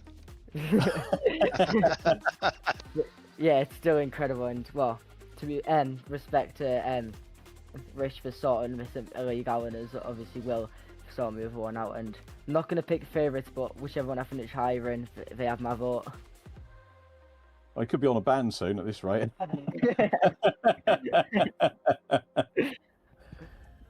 Just checked the race result. It was Kieran that got that one. So well done, Thomas. You've given a little bit of a shout out to some of your sponsors, but you haven't given Caterham a mention yet. I don't think so. No, I haven't, because I didn't have much time in the other one. But thank you for allowing it. So obviously, thanks to everyone on my car. It's Robert who bought me the Fiesta. So huge thanks to him. Obviously for that, and Caterham Logistics, U-Fiber, 22 off, Bell's Trucks. The Ollie Foundation, Ben Automotive, obviously for the charities on my car, and well, yeah, huge thanks to all of you lot, and as well as everybody following, and huge thanks to everyone who's helped get back my Instagram and Facebook, which will be a lot more posts of VRRC now. That's good. We hope so. And which car have you got? Do you know which car they've bought you? Whose was it? What's the history of it? That you'll find out on race day. Ah. I'm not really allowed to say much, so I don't want to say something else and probably get told off by my dad. So maybe next week. You just lost the opportunity for an exclusive. Media training available, Thomas. Seriously though, well done. Apart from the iRacing mentions. Oh, I've iRaced. There we go. 3rd place. Well done. Good score. And cracking result. And we'll see you this time next week. Absolutely. And thank you to obviously Rich for organising it, and use lovely commentators, and Steve for doing the broadcast, and well done on Kieran and Scott and Matt race. Nice one, well done, mate. Let's get on to our P2. Scott Bugner, I think provisional leader, but what a fantastic race with you and Kieran the last few laps. That seriously is what Formula Ford racing is like, and the respect that you both showed each other was tremendous. So very well done, Scott. And also you've become our selection of Andy Charlesley and myself for driver of the round. So many congratulations. Thank you very much. Yeah, that was a really, really good race. All the way through to the end. And then the last lap, I think we changed positions 3-4 times. Yeah. And yeah, I think he pipped me by about 200ths, I think, or 300ths across the line. So yeah, that was up there with one of the best races I've had with VRRC. So yeah, big credit to Kieran. Really enjoyed it. That's good. I'll tell you what, I'm looking at the livery on screen right now, and that needs to be replicated on a real Formula Ford car. Andy Charlesley, you were talking to me, about size doesn't matter, does it? We could get a car to fit you. Absolutely. It was just going on waist sizes, and if you're up for telling us your size, I'll tell you whether you can fit in or not. Because believe it or not, if you've never tried it, just come and sit in my one. You come down to Brands in April 13th, I'll make sure you fit in. I'll move the chassis and do whatever you want, but you'll love it. I wouldn't say no to a go. I wouldn't say no to go. Should we say I'm a 36 in my dreams, but I'm a 38 waste. So That's doable, isn't it? Yeah, That's fine. That's absolutely fine. Oh, Yeah, nothing of you. yeah. No. I wish. that's absolutely fine. You will squeeze into it. You might not get out, but you'll squeeze into it fine, and that's all you need to do. That's all we need to do. Yeah, the more uncomfortable it is, the faster I'll drive because I want to get out. So Yeah, no, 100%. You're fitting it nicely. Do come down and try it out. You'll be fine. Absolutely fine. There's a lot bigger drivers than you. Trust me. I'll have to give it a go. I'll have to give it a go. 100%. I've never raced or even driven on a track of rear-wheel drive cars, so it'd be nice to have a go. Well, the way you've driven tonight, you'll have no problems. Absolutely no problems. Thank you very much. Yeah, very well done. Scott, that's a real compliment coming from Andy Charles, to say one of my heroes I used to watch on the bank. So it would be lovely. It's one of the reasons for it. One, this is about fun. Secondly, it is about introducing a lot of the youngsters, but as we're finding out now, not necessarily youngsters, but other drivers to maybe thinking about it and just having a look at it. And if you're aware of Formula 4, then great. If it raises the awareness, that's what this is all about. So that's a super result. Scott, your results look great this evening, so I'm going to say well done again. Has you got any thank yous you want to do? I'm sure we'll get to talk to you again next week. I'm not too sure who's watching tonight, to be honest with you. I did send the link out to our family chat, so I'm sure my mum and dad and girlfriend are watching. So, but yeah, big thanks to everyone, and hopefully we're on the grid for my MG Owners Club racing this year, and who knows, I might even have a dabble in the Formula 4 now. Who knows? That'd be something else, wouldn't it? Well done, Scott. Thanks ever so much for joining us and for entertaining us. Great stuff. We'll see you same time next week. Thank you very much, and thank you, Andy. No worries. Well done, Scott. Well done, mate. And on to our race winner for race 3. And yeah, very, very difficult decision it was to make for driver of the round, but it was Scott that nicked that. But a second position, a race win, second position in the points to Scott Bugner as well, provisionally. Before we go to judicials, and I'm not implying that Kieran's involved in judicials at all, by the way. But Kieran Haynes, well done. A first VRRC win on your very first meeting. And I think we're safe to say we've got a new star in our ranks here. Well done. Yeah, thank you. It was a very intense race. Talk us through those last couple of laps, because you've obviously not raced with Scott before. You've got no idea, apart from race 1, but coming into this evening, you've not raced with Scott before. You've got no idea how he's going to race. He's got no idea how you're going to race. And yet you two put in such a great example on those last laps of side by side, giving each other room, giving each other respect, and having a proper race. How does your mindset get to that? Is that what you've learned through karting? Is it through watching racing? Tell us about that. It's mainly through karting. I did watch Luke Cooper at the May Madness race, and I did a few tips on a bit of racing there. I think we've got to say Luke Cooper's going to be a good mentor for you, isn't he? Be a good mentor for any young driver. Yeah, he very much is. What's your week like? I'm helping a couple of young drivers with not sort of schoolwork, but how racing interacts with their schoolwork to work towards doing this as a career, in terms of what we call work-related learning at the moment. And your school supportive of your karting, and if your homework's late in because you've been racing tonight and practicing, are they okay with that? Are they aware of what you do? No, they're actually not at all aware of what I do. I've been just keeping it a secret. Oh, it's worth telling somebody, because if you've got other sports people at your school, your place of education, then I'm guessing you go to school, right? Or you're not home educated. You actually go to yeah. Yeah. It's worth, because you can bet your bottom dollar if they've got a good athlete or a good footballer or a good rugby player, they will help them. And if they've got someone who is good at racing, which you clearly are, then they need to be aware of you, and they need to, if possible, help you when there are opportunities for you to go forward. So make sure you tell them, blow your trumpet a little bit, is what we say, as us old people say.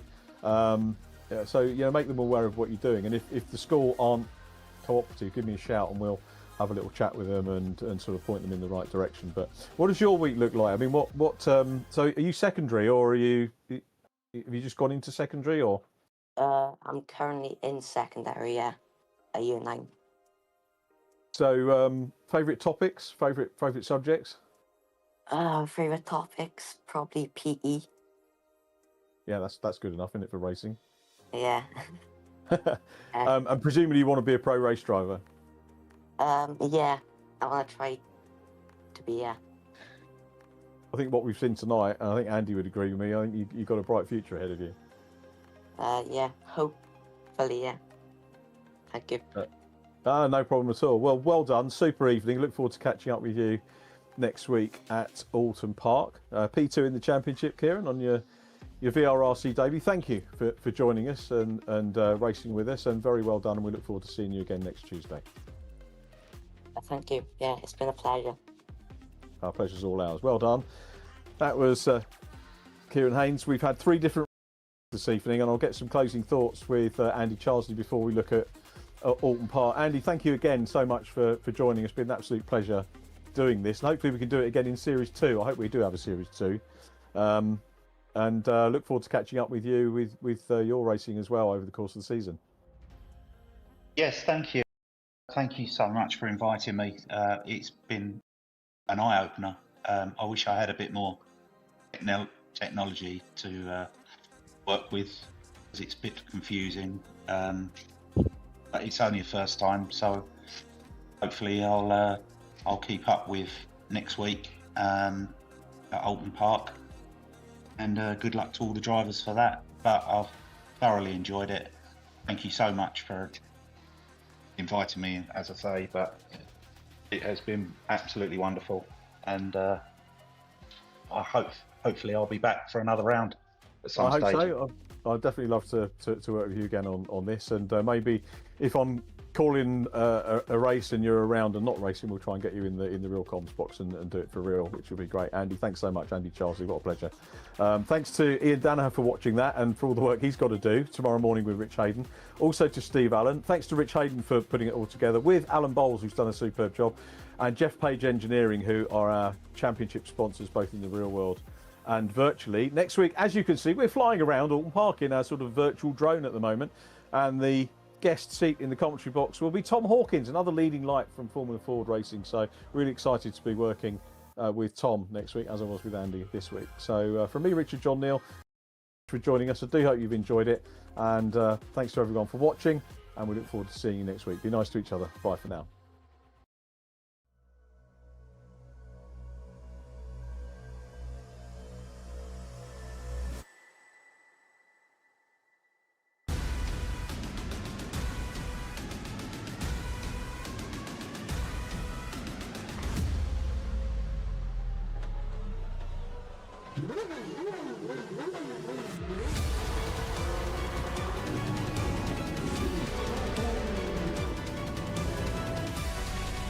Between the two of them, The inside of coats. Parker gets too heavily involved. And that's Whitehead and Coates.